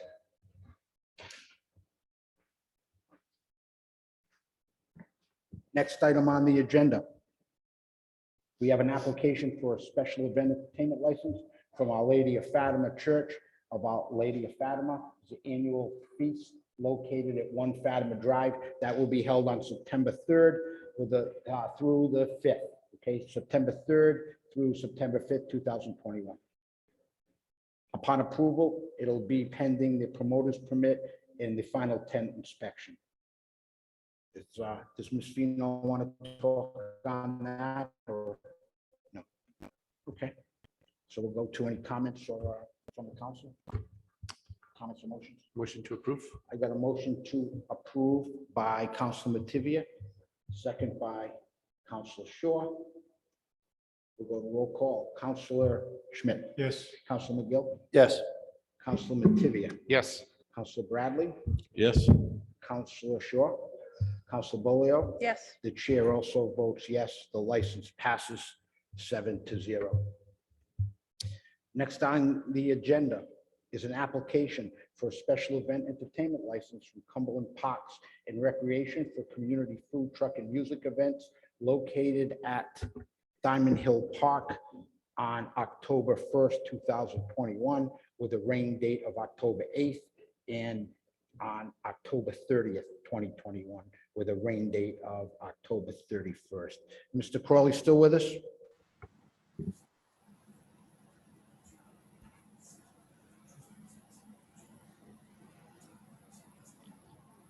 Hello? Still there, Mike? Yes, can you hear me? Yes, we can. I know you addressed the council during the licensing, but do you have anything else to add? Nope, it's just, like I said earlier, I'm just switching the September date to the 2 dates in October and keeping the other date for a possible rain date in September, October. So I'm just asking for approval. It is a great event. The public comes out and enjoys, like I mentioned earlier, come out to enjoy the food trucks, especially this past 2 years. It's been very successful because of the outdoor dining. So I'd ask for your approval to keep those going so we can keep the residents of Cumberland still happy and attending these events. Thank you. Thank you, Mike. And upon approval, it's pending the lease agreement. Yes. Any comments or motions from the council? Motion to approve, Mr. Okay, President. again, motion approved pending the lease agreement. I got a motion by Council McGill. Second. Second by Council Mativia. Roll call vote, Council Schmidt, Yes. Council McGill, Yes. Council Mativia, Yes. Council Bradley, Yes. Council Shaw, Council Bolio. Yes. The chair also votes yes, the license passes 7-0. Next item on the agenda is a junk and secondhand goods dealer's license. We have an application for a junk and secondhand goods dealer license from Molten Enterprises, Inc., doing business as Dead Jeep, located at 120 Ralph Way. This was tabled from July 21st, 2021. Could we get a motion to table to the next council meeting of September 1st, 2021? Motion to table, I please. got a motion to table by Councilor Schmidt. I have a second. Second by Councilor Shaw. Go to roll call. Councilor Schmidt. Yes. Councilor McGill. Yes. Councilor Mativia. Yes. Councilor Bradley. Yes. Councilor Shaw. Councilor Bowler. Yes. The chair also votes yes. Motion to table passes 7-0. Next item on the agenda, reports and communications. The first is reports out of executive session, votes as may be necessary. There were none taken, no executive session tonight. And next item is we have a request from the tax assessor to review and approve July 2021 abatements and supplemental bills. Total for 2001 motor vehicle abatements in the amount of $200.97. Can I have a motion? Motion to approve, please. A motion by Councilor Schmidt, second Second. by Councilor McGill. Roll call vote, please. Councilor Schmidt, Yes. Councilor McGill. Councilor Mativia, Yes. Councilor Bradley, Yes. Councilor Shaw, Councilor Bolio. Yes. The chair also votes yes. The abatement is passed 7-0. Next is total 2021 real estate supplementals in the amount of $1,748.39. Could I have a motion? Motion to approve. Councilor Schmidt, Second. second by Councilor McGill. Roll call vote. Councilor Schmidt, Yes. Councilor McGill, Councilor Mativia, Yes. Councilor Bradley, Yes. Councilor Shaw, Councilor Bolio. Yes. The chair also votes yes, accepted by 7-0. Next is total 2021 tangible abatements in the amount of $2,162.63. Could I have a motion for approval? Motion to approve. Got a motion by Councilor Schmidt, second by Second. Councilor McGill. Roll call vote. Councilor Schmidt, Yes. Councilor McGill, Councilor Mativia, Yes. Councilor Bradley, Yes. Councilor Shaw, Councilor Bolio. Yes. The chair also votes yes. Motion passes 7-0. Next on the agenda is an update from our school committee liaison, Mr. Collins.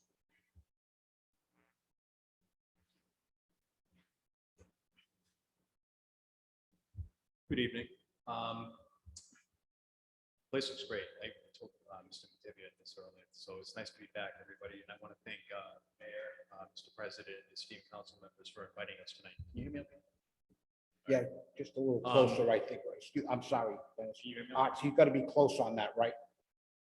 We can hear you, but they can't. They Okay. can't. Can you hear me now? No, you gotta get it, then right against the lip. It's very rare that somebody's told me that they can't hear me. So I have a list of some items that the school committee has been working on. So I'm honored to come and give an update. First is obviously the ongoing masking discussion. There is a vote next Thursday, August 26th. It's obviously a very emotional issue for many people in town, as you can probably understand. And this is definitely a fluid situation, changing by the minute. Everything from riots, edict last night. I know the president of the United States gave an announcement today. He's encouraging people to mask. So the committee is dedicated to making an informed decision, and we're still working on it. So stay tuned, and I'm sure there'll be a lot of people in town turned out. It's become unfortunately, a very divisive issue. We are excited to announce that all students will be back to school 5 days a week to start the year. Next Monday, a week from Monday, August 30th. We didn't get to this point until June of last year where we had kids back 5 days a week. So the committee and administration is dedicated to making sure kids stay in school 5 days a week. Next is the teacher contracts. The CTA and both ICSI are up for contracts, but the CTA negotiations are moving along. They're moving along. The administration is still waiting for an offer by next Wednesday. And if that's the case, we could be positioned to have a possible vote on the CTA contract. So, fingers crossed. And ICSI negotiations are going well. Reportedly, I'm not on the negotiation team. School construction is moving along. We have a new secure high school entrance, 25 new unit ventilators in high school, and new flooring in many rooms that need to be replaced. The trans building work is ongoing. It's set to be completed by the beginning of school. New unit ventilators in many rooms, new classroom bathrooms, and a new secure entrance. And it's going to be ready when students return. The only issue, displacement, I know some of you were at the meeting last week. The only issue is there's a foyer area in which the school principal, the temporary school principal, Ms. Malcolm, and the school nurse will be displaced for a week or so, but there's a contingency plan in place. It's teaching and learning will not be impacted in any way, nor will student safety. Cumberland Hill will be the next up after the trans building is renovated. There'll be 8 classroom additions, a new secure entrance and classroom upgrades, and these are all currently in the demo process. Administration team and teacher leaders did meet today, and they're planning for opening, but they will be ready, they assure us. The committee would also, on a side note, would like to thank the committee for a smooth budget transition. This was my second budget transition, and as a witness in years past, I understand it can be incredibly contentious between the town side and schools. This year was great. Usually there were no layoffs, budget related. There were no major budget cuts. So on behalf of the school committee administration, I'd like to thank everybody for that. And then finally, out of the masking debate came an unfortunate incident in which one of our members was attacked personally, and her family. So I spoke to her again today, making sure it was okay to bring her up, committee member Rogalski. So I'd like to thank the committee, the council for their support, but in particular, the mayor, Council President, Mr. Ketchum, Mrs. Folio. I know you guys really went above and beyond offering your support, and I know you spoke at the last meeting, so thank you very much. And I'd be happy to answer any questions you have. Thank you, Mr. Collins. Does anybody have any questions for Mr. Collins? Council Bowley. Not a question, just a comment. So I like the new look of the front entrance of the high school. Kudos to the team who designed and developed that. I think that's it's a great change that I didn't think could happen. Yeah, the only issue was there was the gate. There was an issue with the gating. It was a little high, so we had to bring it down a little bit. So that was an unforeseen cost. But yeah, I was there obviously a couple times in the last month, getting back to normal like you all are, and with the trans building being renovated, we obviously with the anticipated crowds too in the auditorium, obviously. But it is nice coming in there. It looks great, and yeah, there's gonna be a lot of work done. It's gonna look great when it's all said and done. So obviously, town council is a big part of that. So thank you for that. Thank you. Thank you. Any other questions, Mr.? Yeah, I just want to thank you for your report, and just say that my wife's also in education, and that mask issue is, as I can appreciate, very hot topic that is changing daily. So, Yeah, and I Yeah. talked to Mrs. Foley about this before, about just like the town side versus committee. I never thought we'd get anything like last year with the school reopening plan. I mean, there's layoffs and all that other stuff, but this is close with correspondence. And it's very emotional for people. It's very personal for people. But cooler heads will prevail. And every district's different. So even I teach in Massachusetts, obviously, and it's, it varies from states, town to town. And it's really, teachers are all like, we're just going to show up, just tell us what to do. So. Great, thank you. Anybody else? Thank you, Mr. Collins.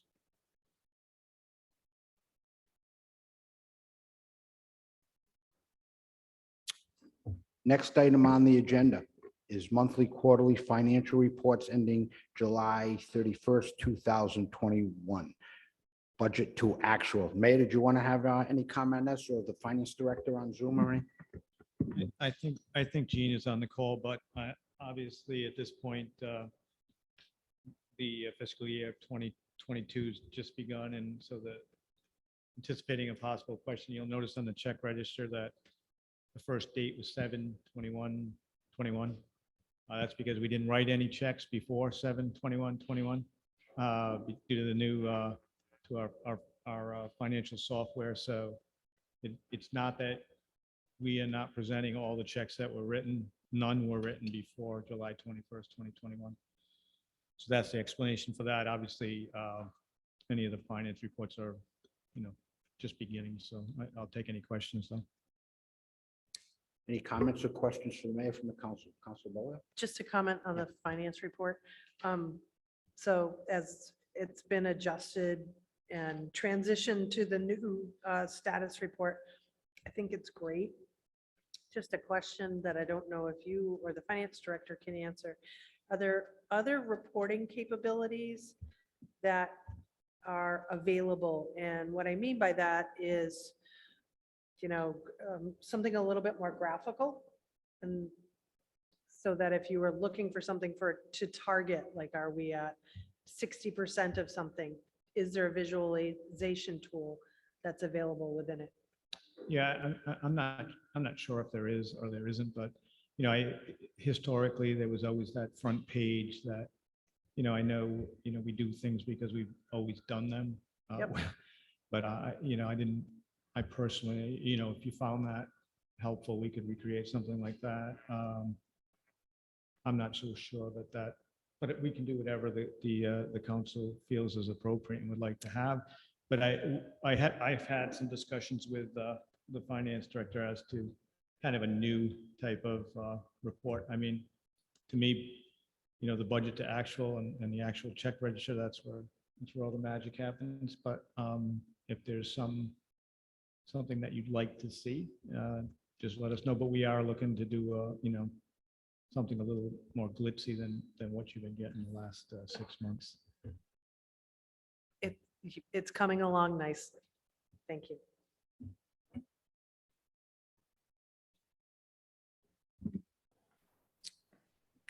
Mr. Finance Director, can you hear us? Yes, I can. I'm sure Melinda knows the system a heck of a lot better than I do. And I'm sure I could sit with Melinda and or Ally to see if there's something we could get that is, more graphical, more of a picture as opposed to just looking at 30 pages of numbers. And, just show you the highlights. Like I said, I could sit with Melinda and Ally and hopefully get you something for the next council meeting. Thank you. No urgency, more of if we transition into something more graphical, I think it's got great opportunity for the town. Thank you, Mr. Ferrari. No, not a problem. Thank you. Okay, next we'll go down to the check register. Does anybody have any questions for the mayor on the check register? Mayor, do you have any comment on it yourself? Is what it is? I do not, Mr. President. Thank you, sir. Thank you. Okay, hearing no comments for the mayor, I'm going to move on to the next item on the agenda. It is department reports. Does any members of the council comments or questions on the department reports? Just Council Bolin. a comment, thank you.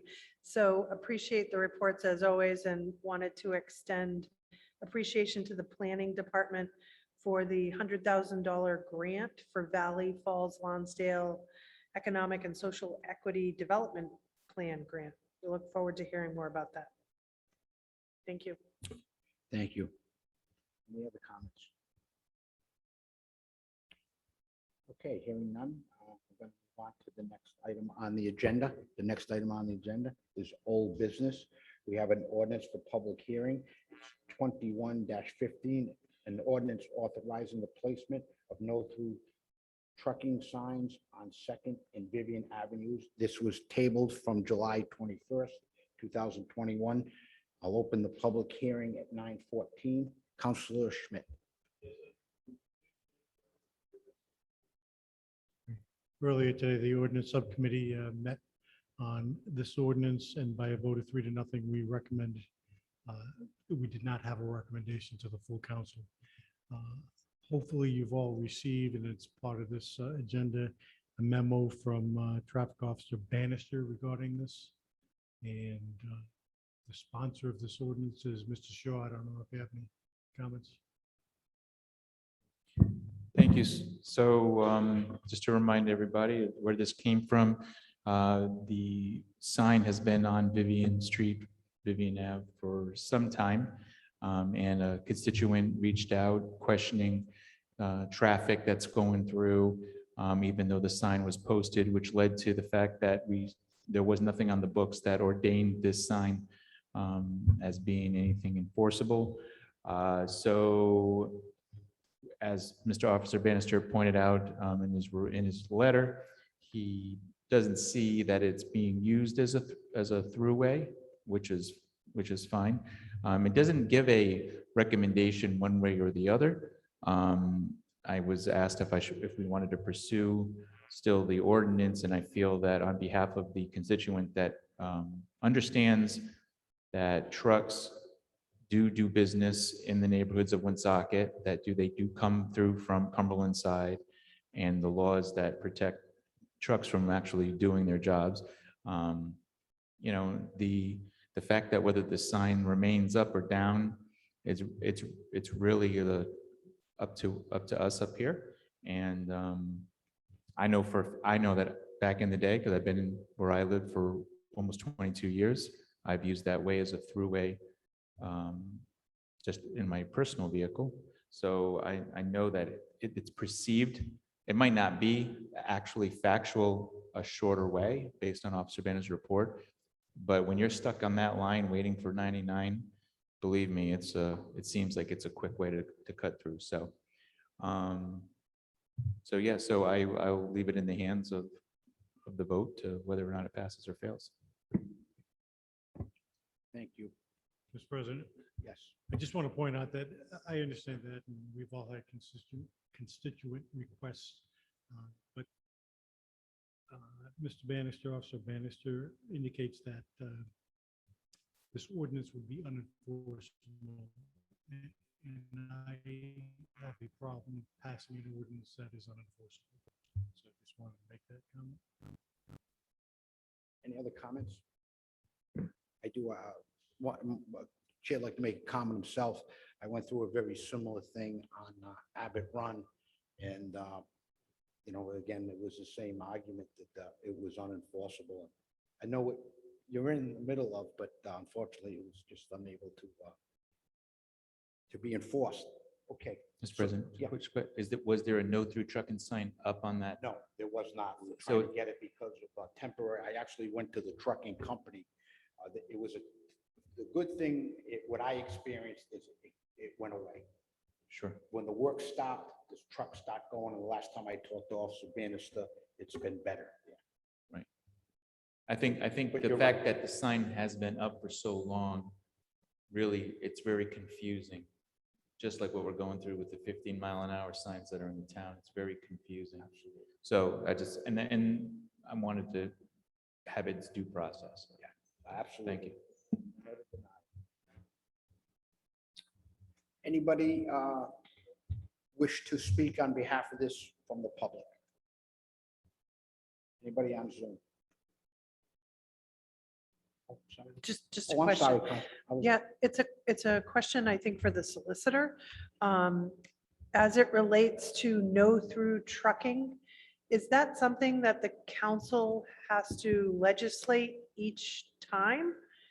Yes, And the administration can't execute that without the council's authorization? correct. Thank you. Thank you. Any other questions? Okay, I'll close the public hearing at 9:18. Do I have a motion for approval? Mr. President, I make a motion Yes. to approve. I got a motion to approve by Counselor Shaw. Do I have a second? I'm going to second that just to move the item. Yes. Counselor Smith is seconded to move the item. And we'll go to a roll call vote. Counselor Schmidt, No.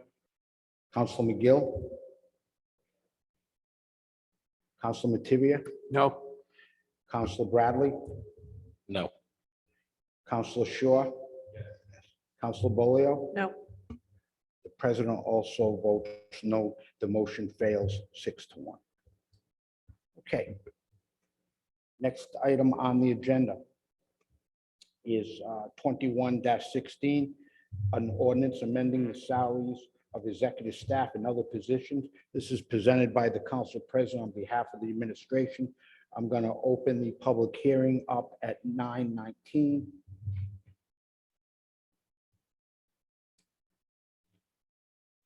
Mayor, you want to, oh, excuse me, I'll turn it over first to Council McGill, right? You have this in finance? Mr. President, Yes. I hate to interrupt, but Madam Solicitor brought it to my attention that on line 9, it says the general fund for fiscal year 21-22. I mean, that should be the general 21-20. fund for the fiscal year 2021. It should not be the fiscal year 2022. So we would need to amend line 9. It says, you see that part? I didn't notice it previously. So the following shall be the pay plan for the executive staff positions funded from the general fund for fiscal year 21-22. That should be for the fiscal year 2021. Not the current fiscal year. This is a retro or the only problem I'd have with that, Madam Solicitor, is that it's going to go forward to 2022. Beginning. I just heard a comment during the finance subcommittee meeting that it was retroactive, which I was not aware of. So I just want to make sure that that line 9 says, I think it should say beginning fiscal year 2021. if you're Okay. making it retroactive. So we want to, we're not going to go to Sorbet on this. We can just change this the way it is, right? Yeah. Okay, so we're going to change line 9 to begin Fiscal year. fiscal year 2021. 2021. Okay. Okay, with that correction made, Councilman Gill, do you have anything, you have heard this in finance? We did hear it in finance tonight, and we voted 2-1 to bring it to the full council for a vote. Thank you. Mayor, did you want to make a comment on that?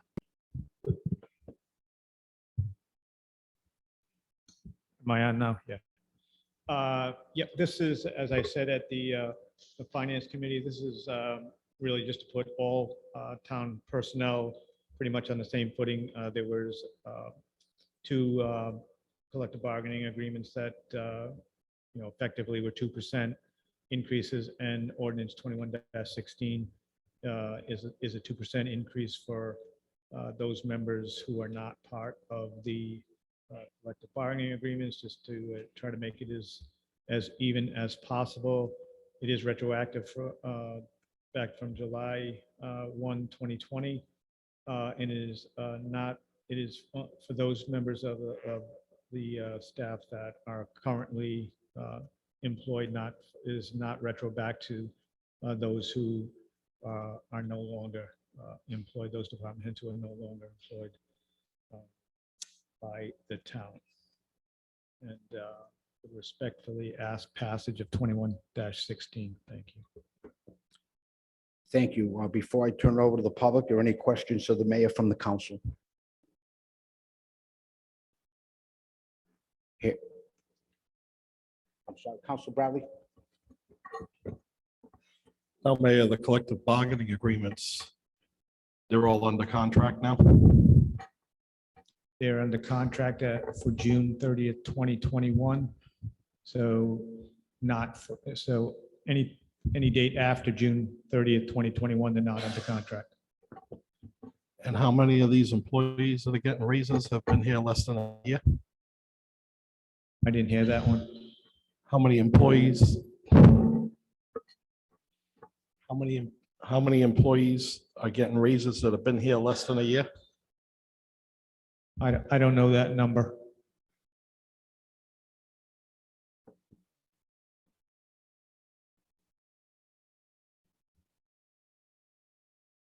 You know the number? A few. A few, I would say, yeah. That's good enough.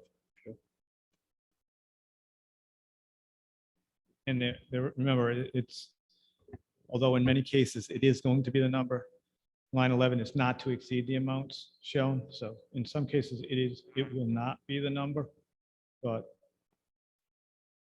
if that makes any sense. But if I took a quick look, I'd say the answer to Councilman Bradley might be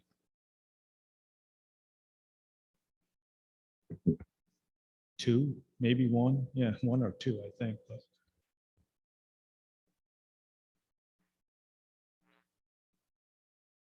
I'm getting closer to one.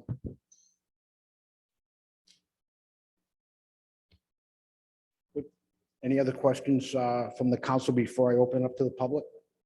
Oh, one other thing, obviously though, that's not from July 1. You know, if you've only been 6 months, it's only retro back to when you started. You're not it's not Right. back to July 1. Thank you for that clarification. Would anybody in the chamber like to speak on this matter? Hearing none, Madam Clerk, is anybody on Zoom who would like to talk this matter, speak on this matter?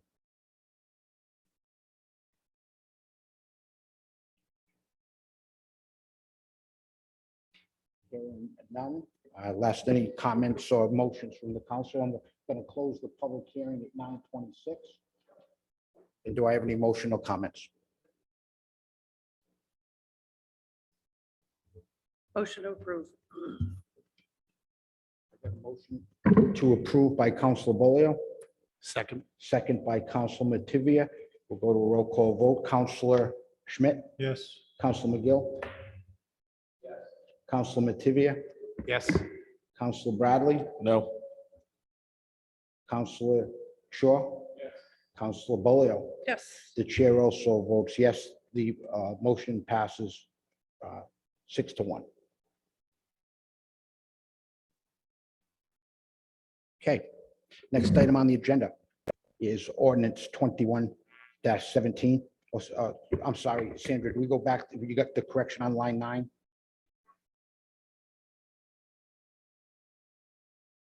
No, it might be my mistake. As long as she's got the wording, I don't think we have. Yeah, you corrected the wording. I don't know. We didn't vote. We didn't vote on it, so can I go back and, oh, so sorry. So let's go back to, glad I caught that there.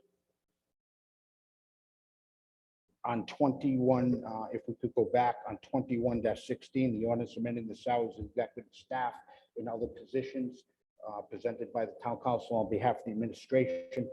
We wanted to amend I would just say combine it, so you're making the motion to amend and the approval at the same time, just to, Okay, so we're gonna amend line 9. You have the wording for that and approve.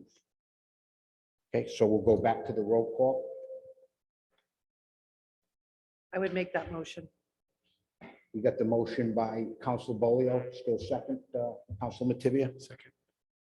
And we'll go back, roll call, and it's Council Schmidt, Yes. Council McGill, Council Mativia, Yes. Council Bradley. No.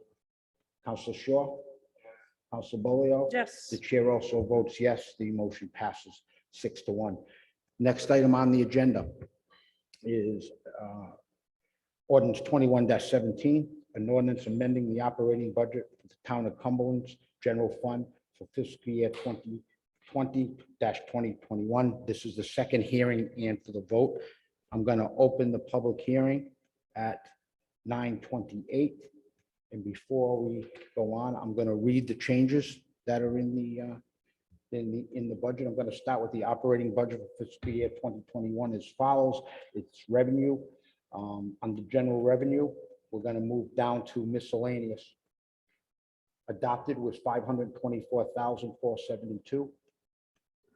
Proposed amendment is 115,000. Continuing down, we're going to go to total for general revenue. 74 million, or excuse me, was adopted was 74,212,899.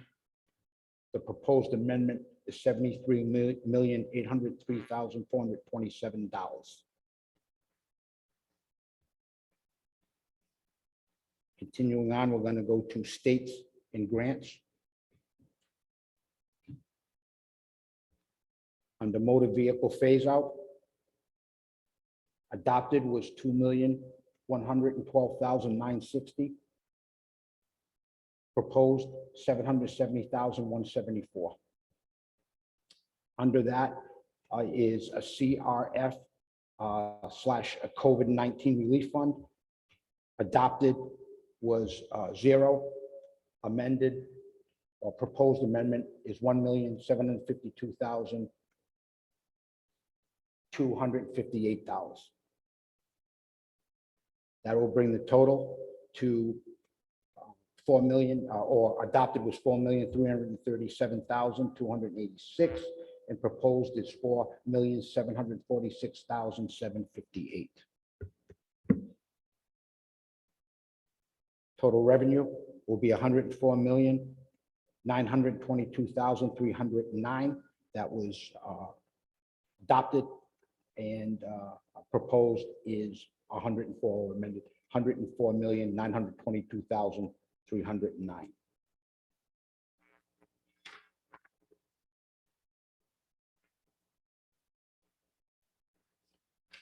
Next, we're going to go to the general revenue expenditure. We're going to move down to courts. Adopted in 2021 was $98,519. Proposed amendment is $105,519. Moving down to inspections. Adopted 2021, $331,439. Proposed amendment is $345,439.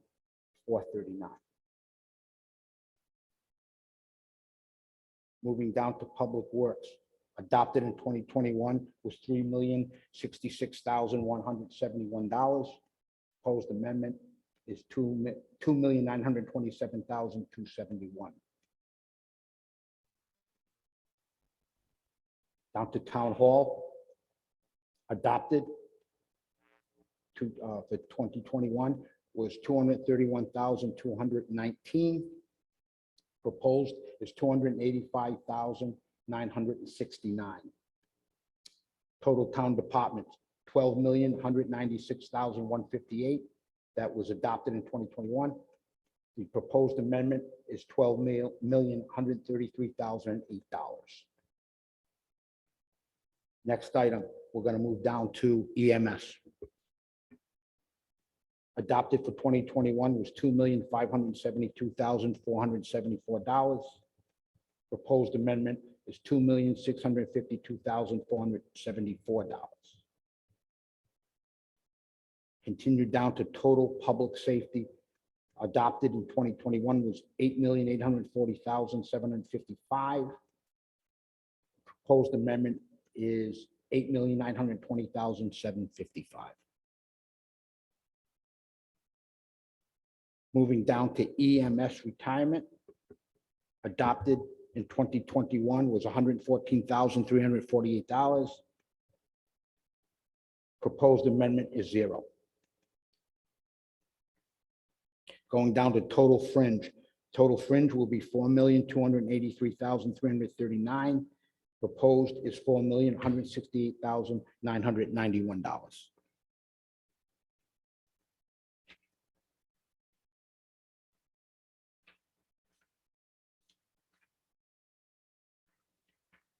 Next item under expenditures, we're going to be going down to the Cumberland Land Trust. Adopted 2021 was $1,000.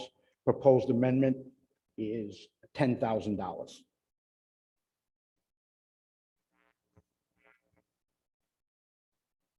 Going down to total community outreach, it was $85,500. Adopted 2021, proposed is $94,500. Moving down to general contingencies. Adopted in 2021 was $50,000. Proposed is $138,498. Going down to total general expenses, was adopted in 2021 was $973,618. Proposed is $1,062,116.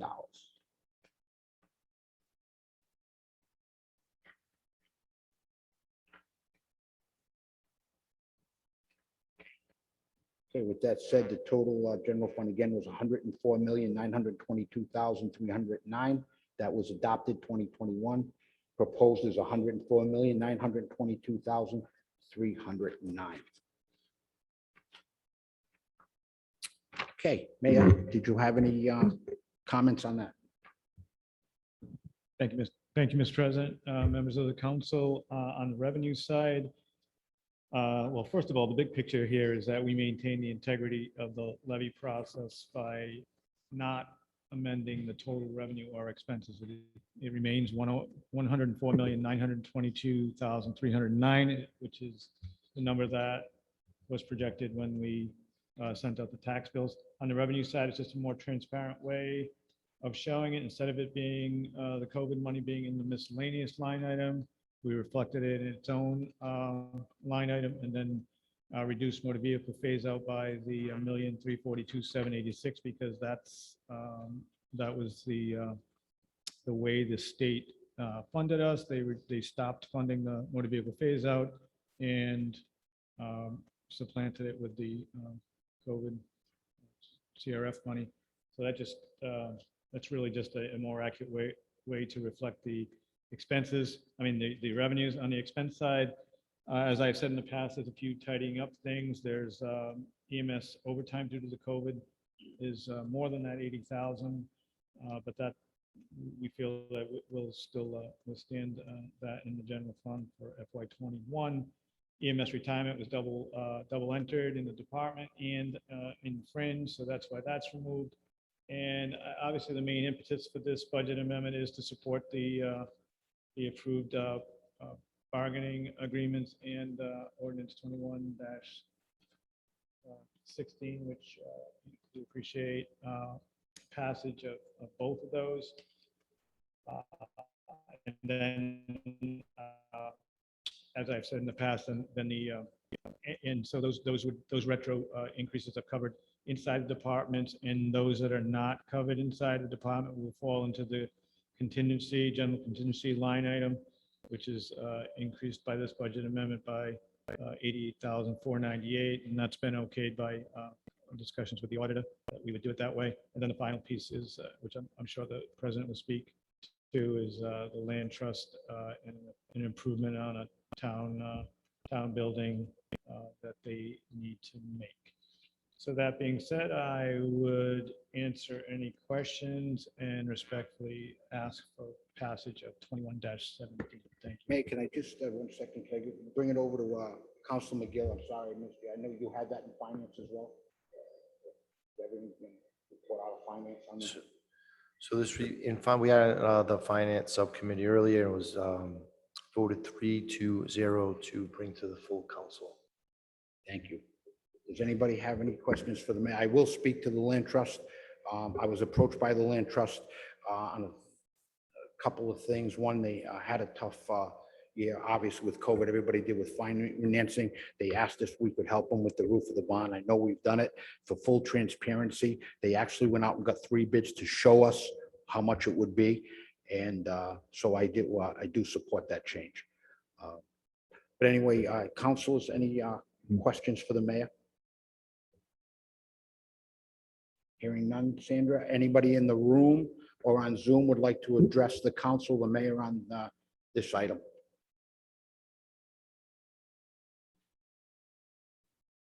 Hearing none, I'll close the public hearing at 9:38 and reserve the end for comments or a motion by the council. Motion to approve I've got a motion to approve. ordinance 21-7. 17. Okay, I got a motion to approve by Council McGill. Second, Second. I got a second by Council Schmidt. Go to a roll call vote. Council Schmidt, Yes. Council McGill, Yes. Council Mattivia, Yes. Council Bradley, Yes. Council Shaw, Council Bolio. Yes. The chair also votes yes, the ordinance passes 7-0. Next item on the agenda is ordinance 21-19, an ordinance authorizing the placement of a stop sign at the intersection of Sun Valley Drive and Arnold Mills. It'll be presented by Council Schmidt, who had that in ordinance as well. Yes, we did. As I said, we met earlier this evening, and by a vote of 3-0, we recommend favorable approval to place a stop sign at the intersection of Sun Valley and Arnold Mills. If you recall, I tried to insert this into that rather voluminous ordinance we passed several weeks ago, and was asked to ask the police department if they supported it. And I believe attached to your package is that support. So if there's no questions, or at the appropriate time, I'll move for passage of that ordinance. Thank you, sir. And I just, for the record, I opened the public hearing at 9:39 on this. Does any councilors have any question for Council Schmidt? Council Bradley? Sun Valley Drive ends into Arnold's Mills Road, correct? At that intersection. Then you have to stop anyways. Most drivers would stop. I would stop. But now we're gonna have a stop sign there if we so choose. But isn't that general law for traffic? Intersection, you stop? Common sense to me, Mr. Bradley. Thank you, Council. Anybody else for Council Schmidt? Hearing none, does anybody in the chamber like to speak on ordinance 21-19? Mr. President. Okay, I just want us to solicit a question, because, so just to bring up what Peter just mentioned, because my neighborhood is filled with intersections that don't have stop signs, right? Is it, if someone goes through that, is there a fine that can be, a ticket that can be written? So there's no stop sign on this. It's putting a stop sign there. And I get Councilman Schmidt's point, and this traffic that does go through this without stopping, but is it because, so you can't pull them over? Because it's a road intersecting another road, and it's a suggested that they stop at that, or is there a law that governs that particular type of intersection, that if a person was to blow through it, they still would get a ticket regardless if there was a stop sign there or not? There's obviously different types of intersections, but if there's no stop sign there, then it's not a violation. And I think through all the years I've been living where I live, I never really, there's no stop sign. I never really questioned, and I didn't know Yeah, I if, mean, I would tell you that Pound Road where I live, at the Yeah. end of Pound Road at Mendon Road, there's a stop sign. Right. If, I mean, that's a But we're- normal thing to have. But where Morning Glory, Stony View, Ruth, hit Plant Street at the bottom, there Yep. is no stop signs. And So- that means the people can go right through without So stopping. that's my Yes, question. So yes. they can just, they don't have to stop. Right, and sometimes then- you'll see stop signs this way, but not this way. You're So, right. yeah, you need a stop sign if you want people to stop. And you need a stop sign if it means to be enforced. Correct. So there's no universal, to go to his question, there's no universal driving rule law that governs intersections of roads that would say that you have to stop or else it's a violation. No, I mean, there's even yield signs, right, where you should yield. That's So, when there is a yeah. sign. No, I get Right. that. But when there's no sign, Yeah. is what I'm I saying. wouldn't rely on not having a stop sign. Yeah. Right?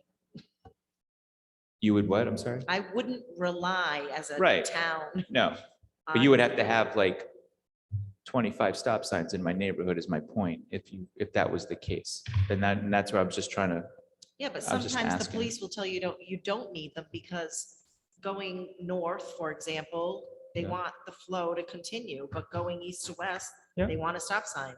no, I get it. I was just asking for sake of when you see people Yeah. flying around the corner in my neighborhood and there's no stop sign at a T intersection perpendicular, like Yeah. much as you can get, there's no stop sign. So I just Yeah, wanted to. and you don't have to stop. Right. And that's all I That's wanted the to. point. I That's just what said I to wanted the to. mayor, my clarification. daughter's learning to drive. I like stop signs. Yeah. Thank you.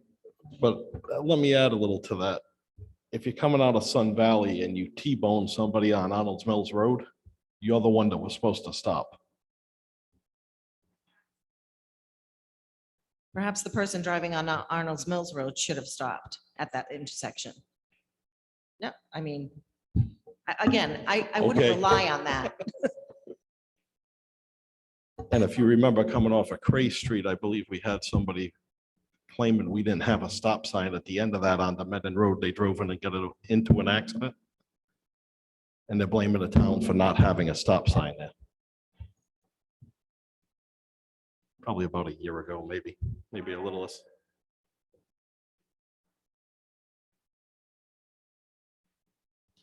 Mr. President, I'm just trying to get this one I- old stop sign. I understand. I'm sorry, Arthur. On Arnold's Mills in Sun Valley. I understand. Okay, anybody else from the council? I'd like to open it up to anybody who wants to speak. Hearing none, again, I'm going to close the public hearing at 9:45 PM. And I'll take a motion or comments from the council, please. Mr. President, motion to approve ordinance 2119, please. Thank you, Councilor Schmidt. Second, Second.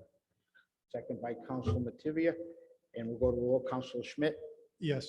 Councilor McGill, Councilor Mativia, Yes. Councilor Bradley, Yes. Councilor Shaw, Councilor Bolio. Yes. The chair also votes yes. Ordinance 21-19 passes 7-0. Next item on the agenda is ordinance 21-20, an ordinance amending the code of ordinance relative to streets and sidewalks. It's being presented by Councilor McGill. I'm going to open the public hearing at 9:46. Before we go on, we have a sub A. We have a change on, I believe it was line 54, very last at the end. I think that's been corrected. So could I get a motion to? Mr. President, motion to substitute 21-28 in place of 2120. I got a motion to replace 21-20 with 21-20A. Do I have a second? Second. Second by Councilor Mativia. And we'll go to a roll call vote. Could we have Councilor Schmidt? Yes. Councilor McGill? Yes. Councilor Mativia? Yes. Councilor Bradley? Yes. Councilor Shaw? Councilor Bolio? Yes. The chair also votes yes. The motion passes to change that to 21-A, 7-0. The public hearing was open at 9:46. Councilor McGill, did you want to take this? Yeah, sure. Thank you, Mr. President. So what precipitated this was we had a claim in the finance subcommittee that involved a water cover, if you would, that had come loose and popped off of from the where it was on in the street over on Diamond Hill Road near Fan Farms. A vehicle came by, hit it, caused substantial damage. So after the town was held liable for that, because the state said it was property of the Cumberland Water Department, I started to inquire. I spoke with the superintendent from the water department and asked, kind of how it works. And then asked him also if, if we put something in place where they had to grade the water covers. So we got together and he absolutely agreed. And that's what precipitated this. Once we brought that into the solicitor's office and we spoke about it, Mr. Anderson had suggested that we also include sewer and drainage coverage, so everything is brought to grade when a new road comes in or a road is milled and then repaved, that the contractor would have to bring these existing structures to grade to help mitigate any from popping off, coming loose, and causing damage to any vehicles that may come by and hit it after it's loose or off of the covers off onto the road. So that was really all as far as that goes. There was also something put in here that if there's something that needs to be replaced while on an existing road, when it gets milled before it's paved, that will provide that to the contractor. But if the contractor comes by and damages a structure, that they're going to be responsible to replace that. It is common practice to try to make it to grade, but we had nothing really to hold any of the contractors liable or show them that this is something that we had in town to make them bring it to grade. So that was really pretty much the gist of that. And I don't know if anybody had any questions, and I do have the superintendent of the water department here that also helped out with this. Thank you. Before I go over there, it was in ordinance, Council Smith. Yes, for the record, by a vote of 3-0, we recommend no, we have no recommendation because Ms. Bolio had a couple of questions regarding language. Thank you. So we had a motion out of ordinance, 3-0 for no recommendation. Okay, continuing. Gentlemen, did you want to speak on this? Okay.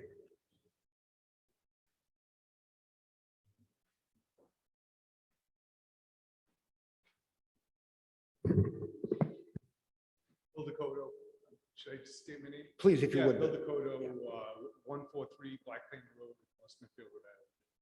So, yeah, the idea here is to use the original equipment on the road boxes. What happened over by Phantom Farms is when they put the road boxes in on the new water main, we've got brand new equipment in the ground. And before resurfacing to bring them up to grade, they simply put spaces in the ground.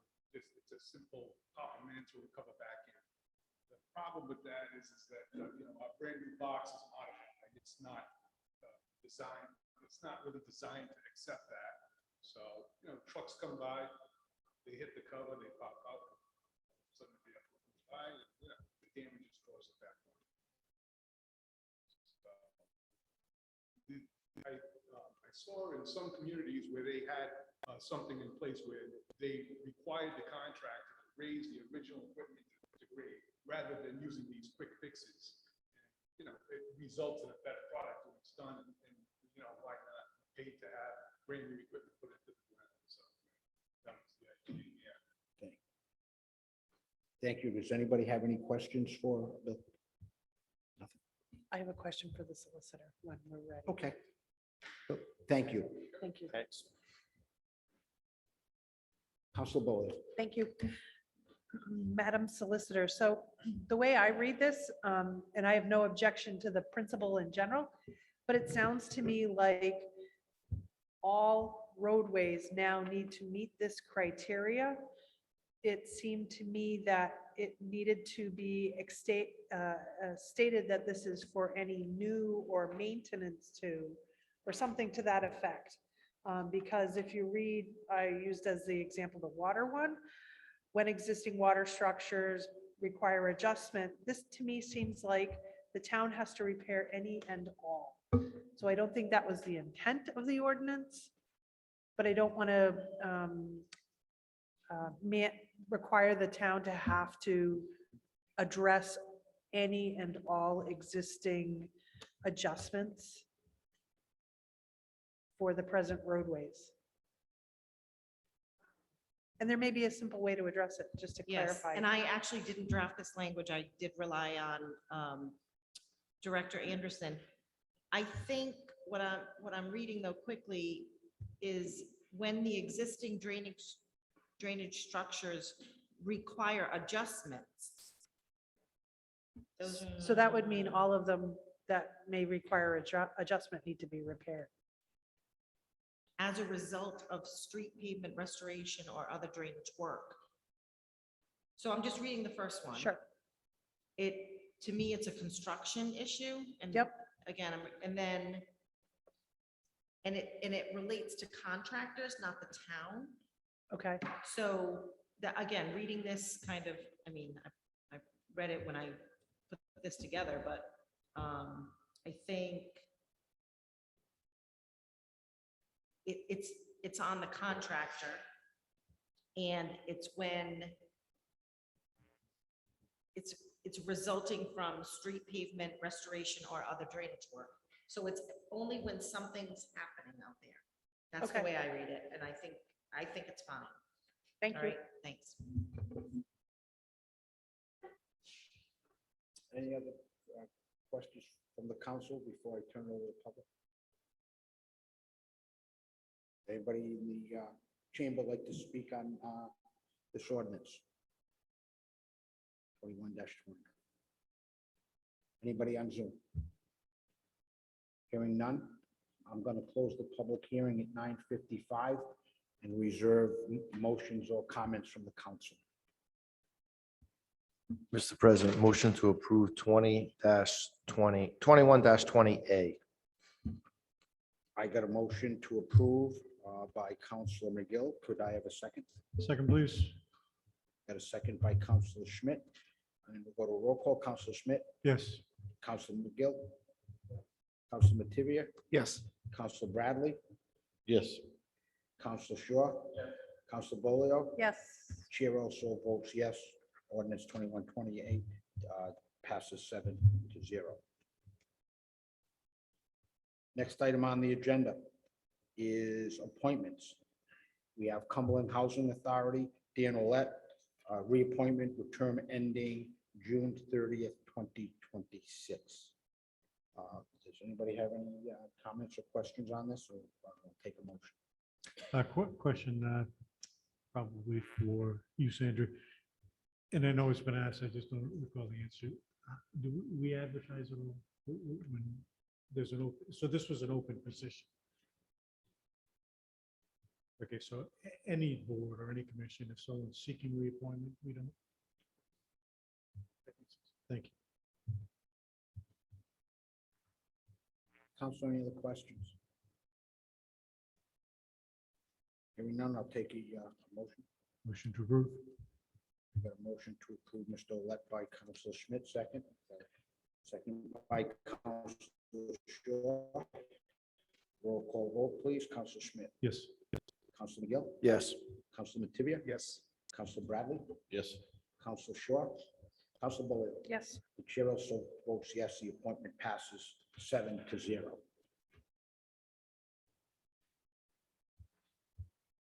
Next item on the agenda is resolutions. We have resolution 21-46.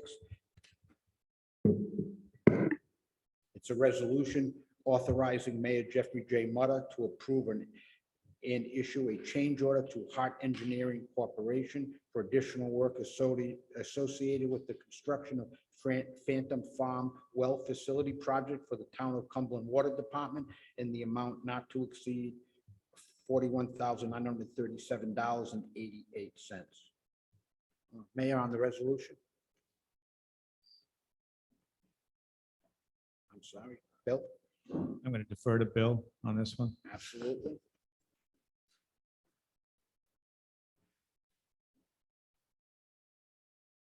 So basically, the change order for Hot Engineering covers well, we can start with the first one, was developing the well. So when they first get out on the job, they estimate somewhere around between 40, 45 hours to develop the well. So at that point, after they drill the well, it's about cleaning it out, getting the debris out of the stones and whatnot at the bottom of gravel. And at the end of the allotted time, we're still getting fines. You know, it's one of those things. It's 80 feet deep, not 100% sure what you're going to run into. And they were still getting a lot of fines and stuff coming through the screen. So they needed an extra. It's 64 hours to develop that well. At the rate that they charge, that's the $26,304. And the second part of that change order, which was it's just basically a pH probe at the design of the facility. They had a pH probe they had designed for the well, for the well house, and they didn't take into consideration that the pressures down there were going to be above 100 psi. So it's about 115 psi, which means they needed to upgrade the pH probe. So that would be the second part of the change order. And third was the addition of the hydrant. As you're driving by on the outside by the wall, you'll see that there's a hydrant over there. It's actually a very necessary part of the process when we're running to waste, when we're trying to adjust the chemicals after redevelopment, or you disinfect the lines coming through the field. You need to be able to run it like you would full capacity, except you can't put it into the system. So that hydrant wasn't part of the design, so it needed to be added in. That's the total package of the change order. Any questions for Superintendent?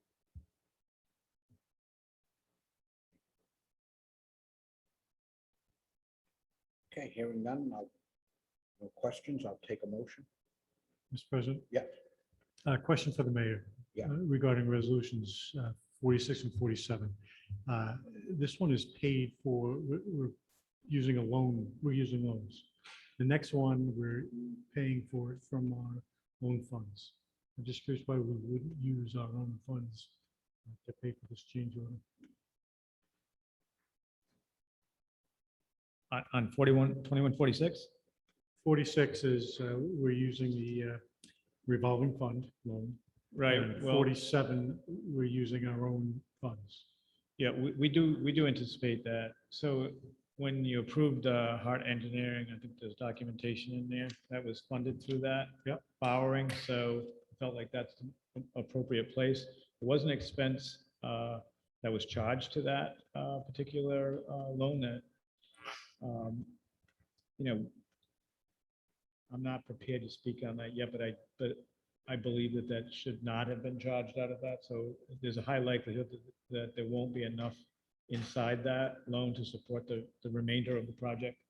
But we do believe that it's appropriate inside there. Yeah, and if I could speak to 2147, you know, a lot of the past resolutions on the water department have been funded through that infrastructure account. So I can give you you could do both out of the loan, and you're going to do the remainder out of the infrastructure anyway. So it's kind of, I just broke these up, to be honest with you. I mean, we're not talking terribly huge amounts of money, so it's not a. Right, it's you'd have to go back and go through the whole process of initial borrowings and how it was supposed to do both Schofield and Franklin Farm. It's not going to be the case because of the length of time that it's taken to get all these projects underway. But yeah, there was a National Grid payment that was paid out of the, that normally would have been paid out or historically has been paid out of the infrastructure that was paid out of the borrowing. So really just trying to put all the pieces together and get the job done within the financing that's available. Like I said, it's a relatively small amount of money when we're talking a humongous amount. So thank you. Thank you. Councilors, any other questions on resolution 2146? Hearing none, I'll take a motion. Motion to approve resolution 2146. I got a motion by Council Schmidt. Could I have a second? Second by Council McGill. Roll call vote, please. Councilor Schmidt. Yes. Councilor McGill. Councilor Materia. Yes. Councilor Bradley. Yes. Councilor Shaw. Yes. Councilor Bolio. Yes. The chair also votes yes. Resolution 2146 passes 7-0. Next item on the agenda is resolution 21-47, a resolution authorizing Mayor Jeffrey J. Mutter to approve and issue a change order to Woodward and Current Inc. for additional engineering services associated with consultant engineering services for design and construction of new groundwater well facility at Franklin Farms well site for the town of Cumberland. As water department in the amount not to exceed $35,000. Bill, I know that was touched on a little bit. Did you want to come up in case they have a question again on different resolution?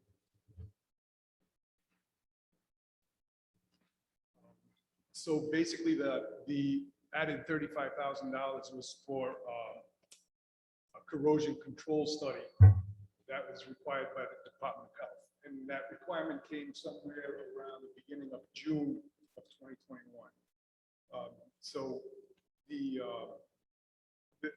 there was a corrosion control study done previously, but they had new requirements. And we think that it's pretty much a reaction to what you saw at Flint, Michigan. And so it's quite extensive. And I know Woonsocket just actually went through the same thing. And it extended their startup date by 3 months.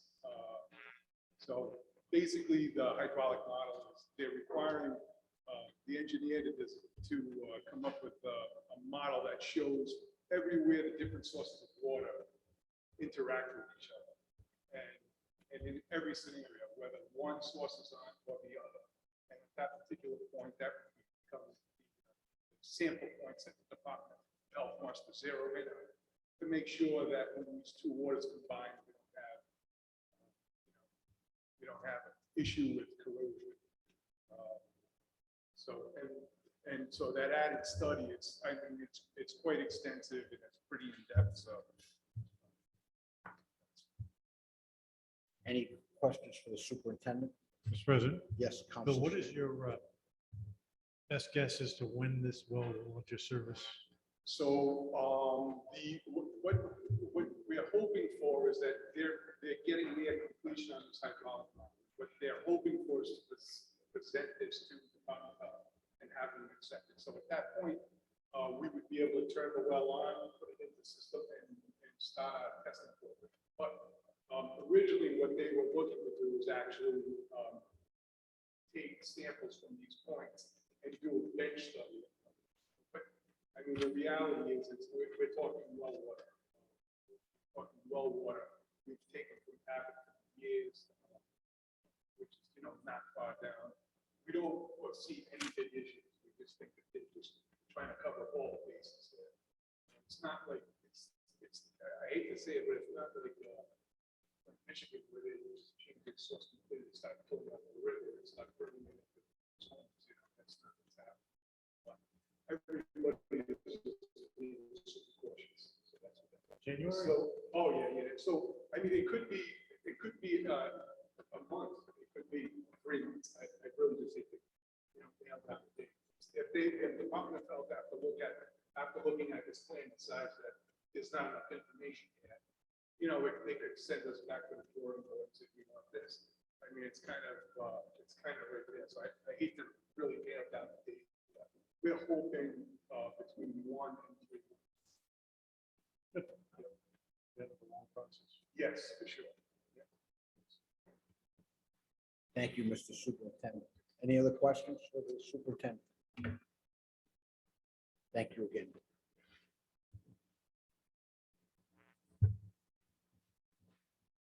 Okay, I'll take a motion. Mr. President, motion to approve Resolution 2147. I got a motion to approve by Councilor Smith on 21-47. Could I have a second? Second by Councilor Shaw. Roll call vote. Councilor Smith? Yes. Councilor McGill? Councilor Mativia? Yes. Councilor Bradley? Yes. Councilor Shaw? Councilor Bolio? Yes. The chair also votes yes. Resolution 2147 passes 7-0. Mr. President, Yes. could you indulge me with a request to move up Resolution 21-52 in front of the remaining resolutions to, Mr. Vadney has some work to do tomorrow, and I was just trying to get him out a few minutes early. If there's no conflicts with the council, I will gladly move up Resolution 21-52. That's a resolution authorizing and empowering Mayor Jeffrey J. Mutter to lease highway plowing equipment for 3 years from United Rentals in the amount not to exceed $270,720. Mr. Vadney. Thank you, by the way. Thank you. You're welcome, sir.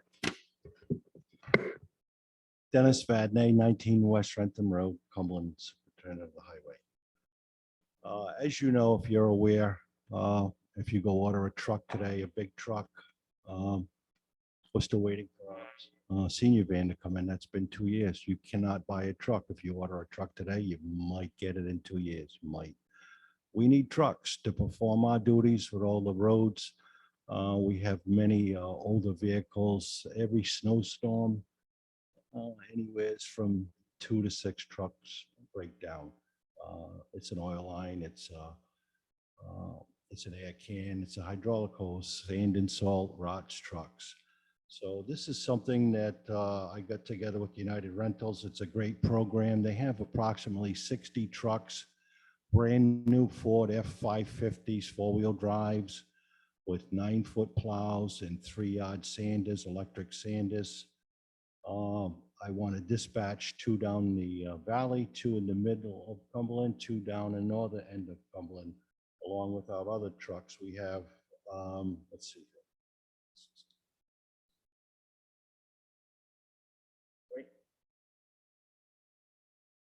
Right now, we have Sanders. We have 14 Sanders. We have almost 30 employees, so that'll enable us some more Sanders will be out. This year, we're going to be using more salt, and that'll perform well. We would get these trucks the day after Thanksgiving, so it'd be an optimum of 4 months, the Friday after Thanksgiving, and that'll carry us through the winter time. We have December, January, February, and March. If we need them longer, if it's a bad winter, you know, your normal snowfall is 33 inches of snow. We've been pretty lenient so far the past couple of winters. I hope it continues, but if we get that big storm, we don't have our trucks, we're in trouble. I'll be sweating it out. I sweated out last snowstorm. I have 30 members, and you know, at one time I had 14 guys out with COVID and COVID-related issues. But if we have the trucks, it's a 3-year program with United Rentals. They have a full maintenance person ready and available. We do not have to service these trucks other than, you know, normal oil changes. But if a plow breaks, mirror falls off, or they are, you know, they are supposed to fix these trucks. These are gas trucks, getting away from the DEF fluid. So it's a great program. Like I said, they have 60 trucks. We're getting out just in time. I think they have 40 of them spoken for. City of Providence takes a lot of their trucks. Town of Lincoln, and I think Cranston. So more and more cities and towns. Every year, if you go into repairing your trucks, It's thousands of dollars, thousands of dollars. Our oldest truck, we're going to have some trucks that are going to be going up for auction. However that runs. One of them is 1998 that, and you know, it's beyond repair. It's rotted. I mean, the salt, I don't have to tell you. We have two other trucks, 2.0 and 4.0, that we normally sand and plow with, but we may be just sanding with those trucks. Again, so, but we really need these vehicles to perform, and that's what we're going to do. Thank you, Mr. Vadney. Any questions for Mr. Vadney from the council? Council Bolio. The rental quote stipulates it does not guarantee equipment availability, but we feel confident that the equipment will be available. I spoke to Lori on that. She said that's something that they legally have to put in there, but she assured me that, you know, we're gonna have these trucks. If not, I'm gonna drive over and get them. And after. President. Council Schmidt. Okay, so we're going into the new season. This time last year, going into that season, how many trucks did we lose from this point last year to now of our own stock?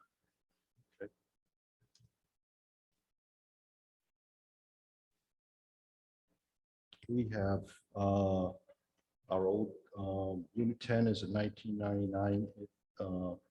It won't pass inspection. That is out of commission. We lost one of our vehicles, went to the police station. That was just a regular plow truck. And then we have 2.0, like I said, 2.0 and 4.0. Those are continuous problem trucks. Could you tell me what those are? Those are, it's like a full-sized six-wheel dump truck.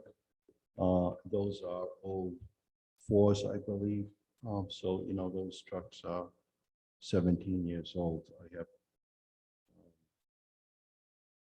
let's see, I'll give you a quick rundown. We have, let's see here. So Unit 4 is a 2010. That's a good stake body truck to plow. Unit 5 is just a little six-wheel. That's a 2011 with a little sander inside. Unit 6 is a 2011. That's in good condition just to plow. Unit 7, 2011, just to plow. Unit 9, 2015. That is a little international sander. With Unit 10, 1999 is not available. We have Unit 10, which is 2018. Unit 11, 2016 vehicle. Unit 12, 2015. Unit 15, 2016 truck. Unit 16 is a 2018 truck. Unit 18 is 2018. 2.0 is a 2004. 3.0 is a 2001, and that is another truck that is iffy if it's going to make the season. Again, that truck is 20 years old. 4.0, that is 2004. That truck iffy. I don't think it's gonna, you know, well, if I have one breakdown with it, I don't want to spend thousands like we did last time. We had to go and get it off the road with a wrecker.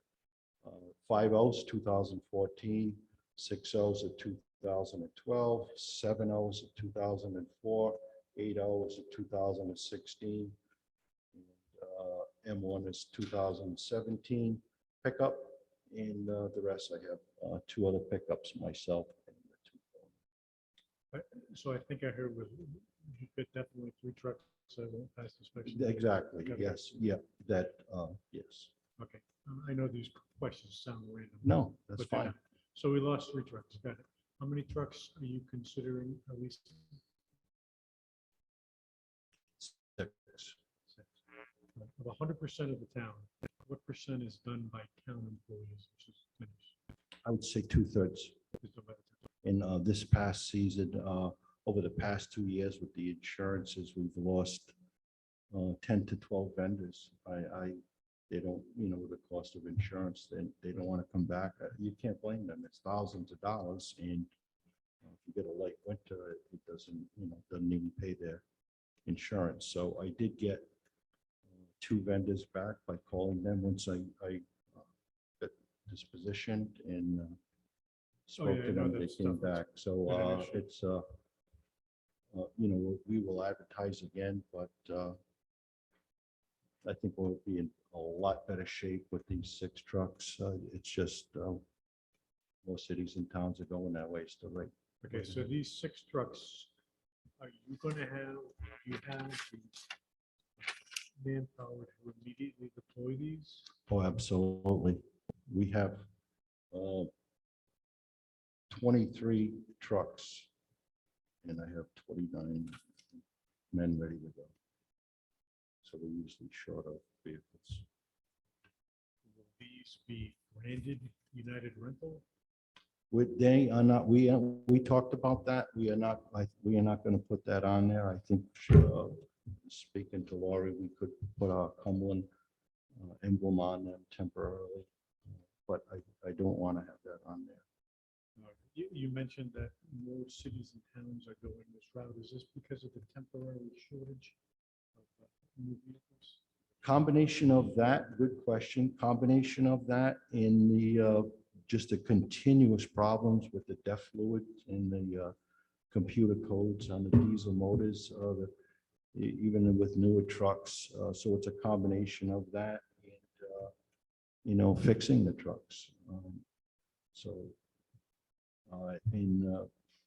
You know, I'm looking at some quotes. I can let you look at that. Some MD6 Max, Pete, you're aware of those. So I got prices from Jim Richards at Mac. We actually looked at those trucks, which they're beautiful non-CDL trucks, but brand new MD6 Max with the all-season stainless steel sanders in the plow.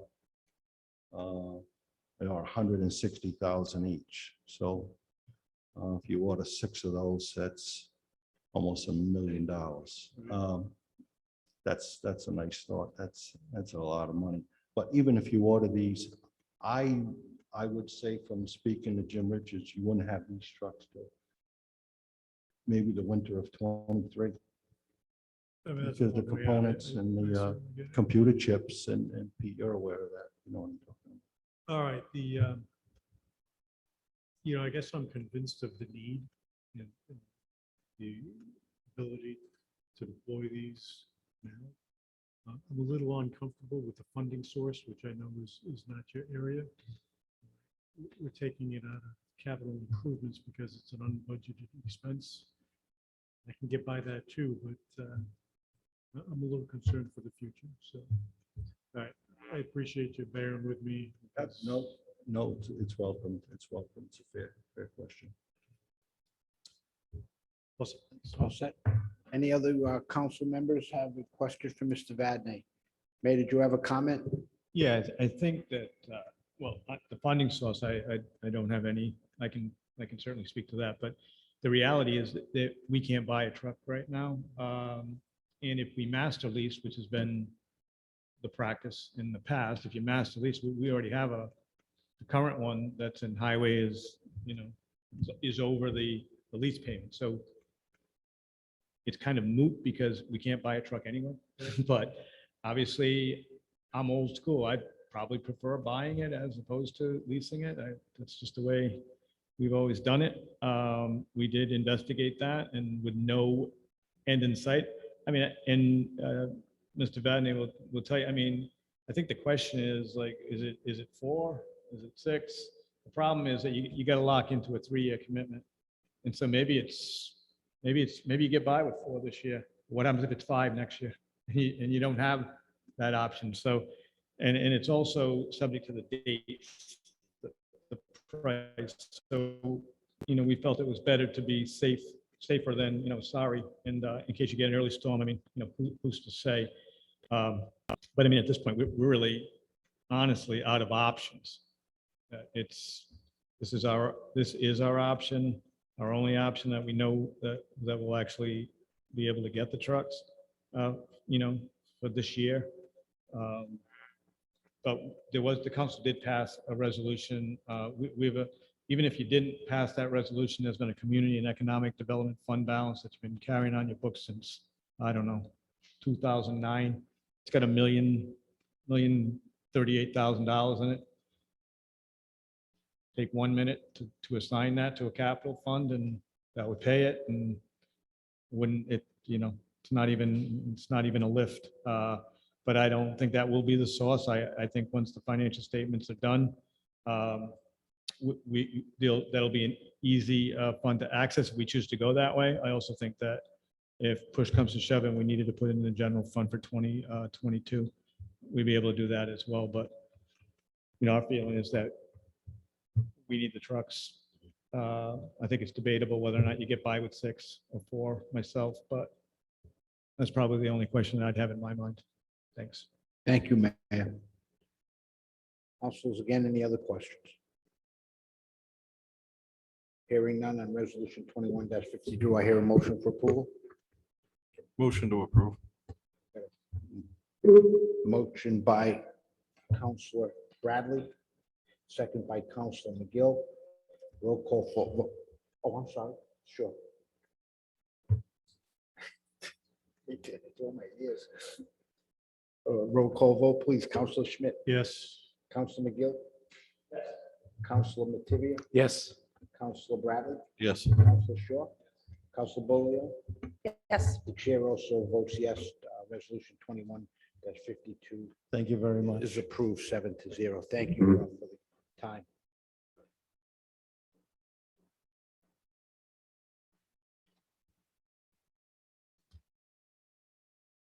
Okay, going back to resolution 21-48, a resolution empowering the finance director to issue payments to HB Collins Company for the renovation and construction at Cumberland Hill and the high school transitional building in the amount not to exceed $9,806,045.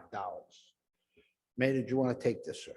I will, Mr. President. Thank you, members of the council. So really, R 21-48 through R-2151, maybe we could have the discussion on whether or not these should be moving forward on a consent agenda or whichever way the council would want them. These are all been approved by the School Renovations Building Committee. We had a meeting this evening at 6 o'clock as well. They've already been approved by the school committee, so I don't want to say that it's a foregone conclusion, but based on the assistant solicitor's opinion back a couple years ago, it's pretty much a foregone conclusion.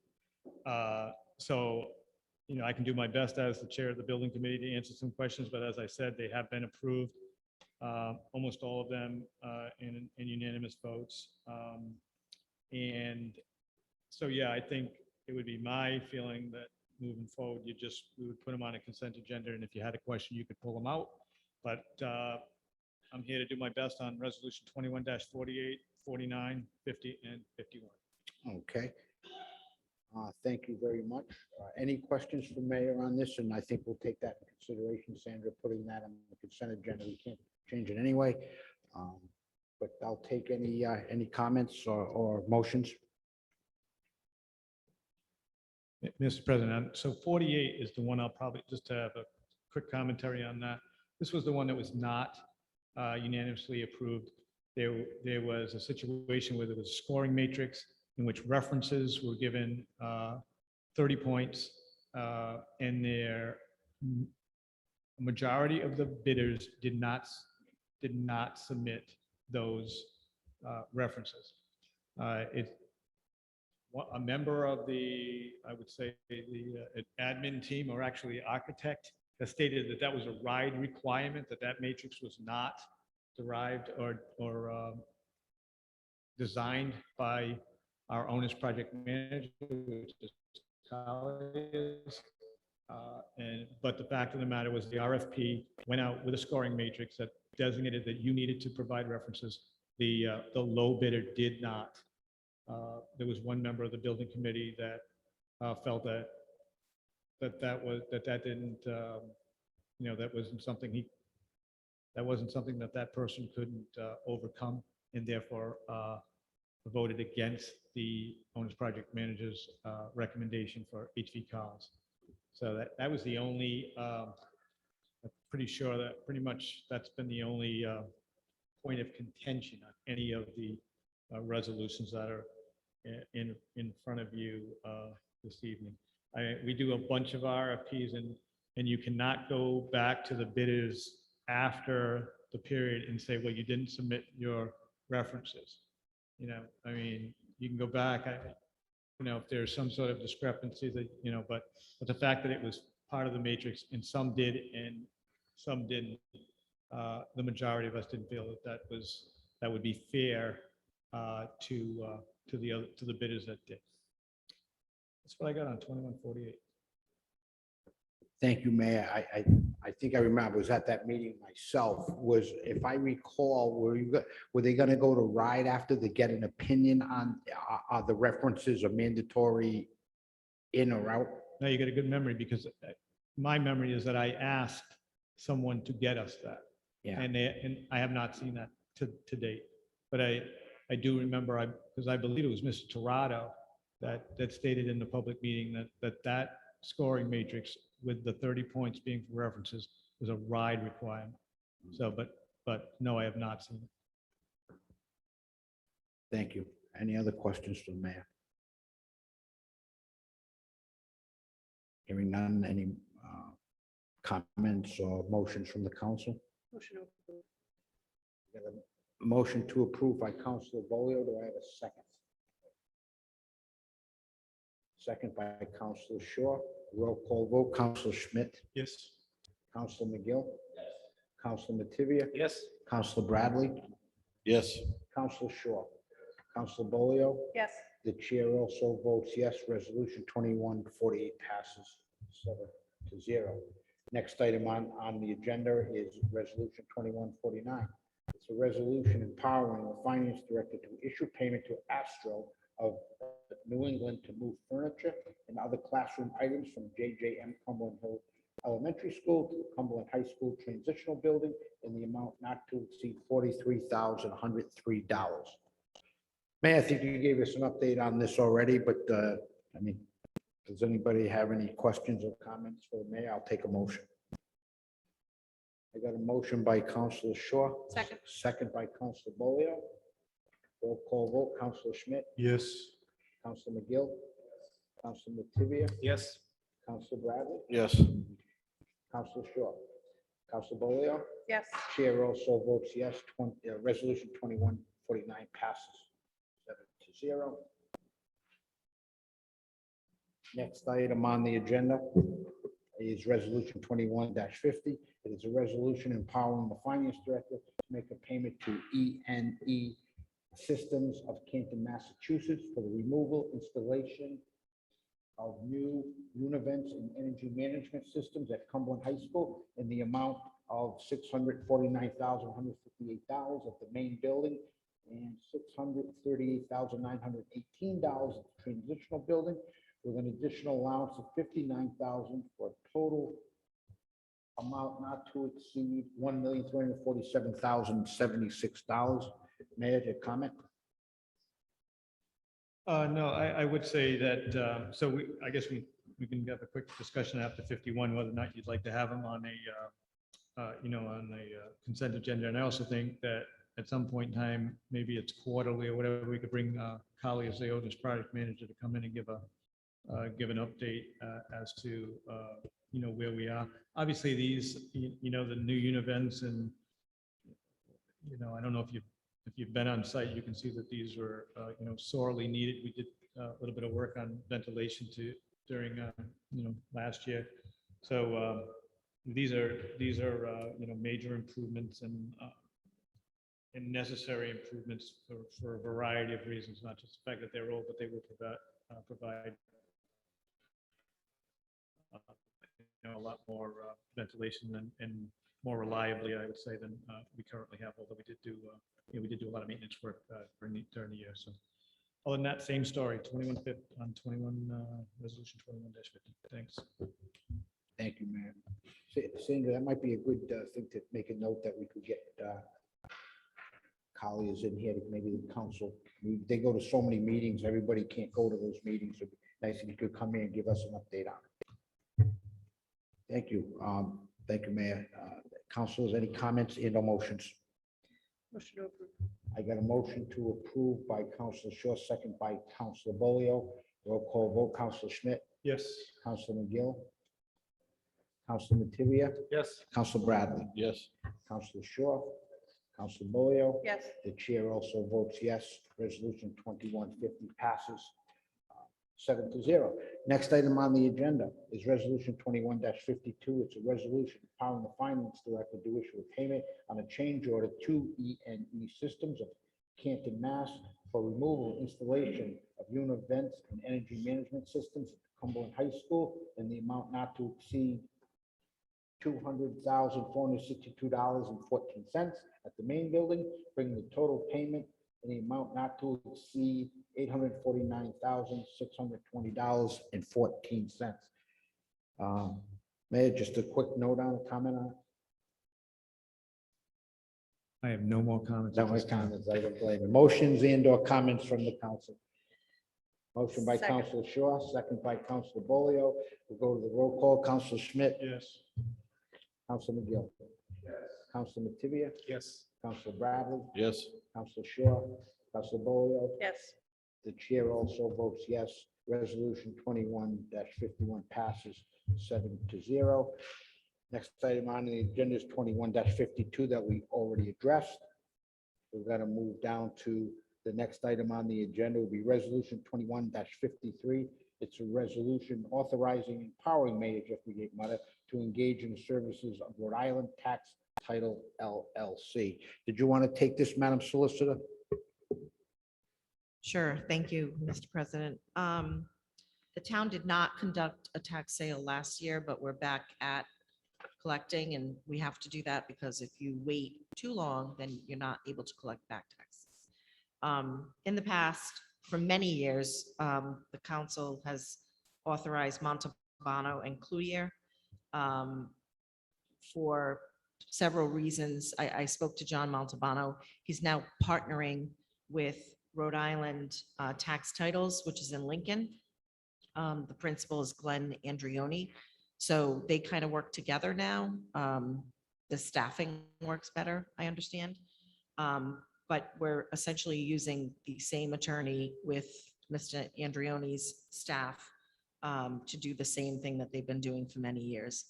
The pricing from my experience is essentially what everybody charges. So it's not like you're going to get different prices from different firms. It's pretty standard what they charge. And also what the town has always done, again, which is pretty standard in communities, is the taxpayer is charged a $250 fee. We collect most of that. I'm sorry, they charge up to about $250. We collect the $250. So the taxpayers who are delinquent are the ones who are incurring the costs, not the town. So if you have any questions, I'm happy to answer. Thank you, Madam Solicitor. Any questions for the solicitor from the council? Hearing none, I will take a motion or a comment. Motion to approve. I got a motion to approve by Councilor Schmidt, second by Councilor Bolio. Roll call vote, please. Councilor Schmidt, Yes. Councilor McGill, Councilor Mattivia, Yes. Councilor Brad, Yes. Councilor Shaw, Councilor Bolio. The chair also votes yes. 21-53 passes 7-0. Next on the agenda is item 10, public comment. If anybody wishes to comment, have him or her state your name and address for the record. Anybody in the chamber like to comment to the council? Hearing none. Is there anybody on Zoom that would like to comment to the council? Hearing none. Next item on the agenda is adjournment. I have a motion from Councilor Shaw, a second from McGill. All in favor? Aye. Any opposed? Adjournment at 10:37 by a vote of 7-0. Thank you.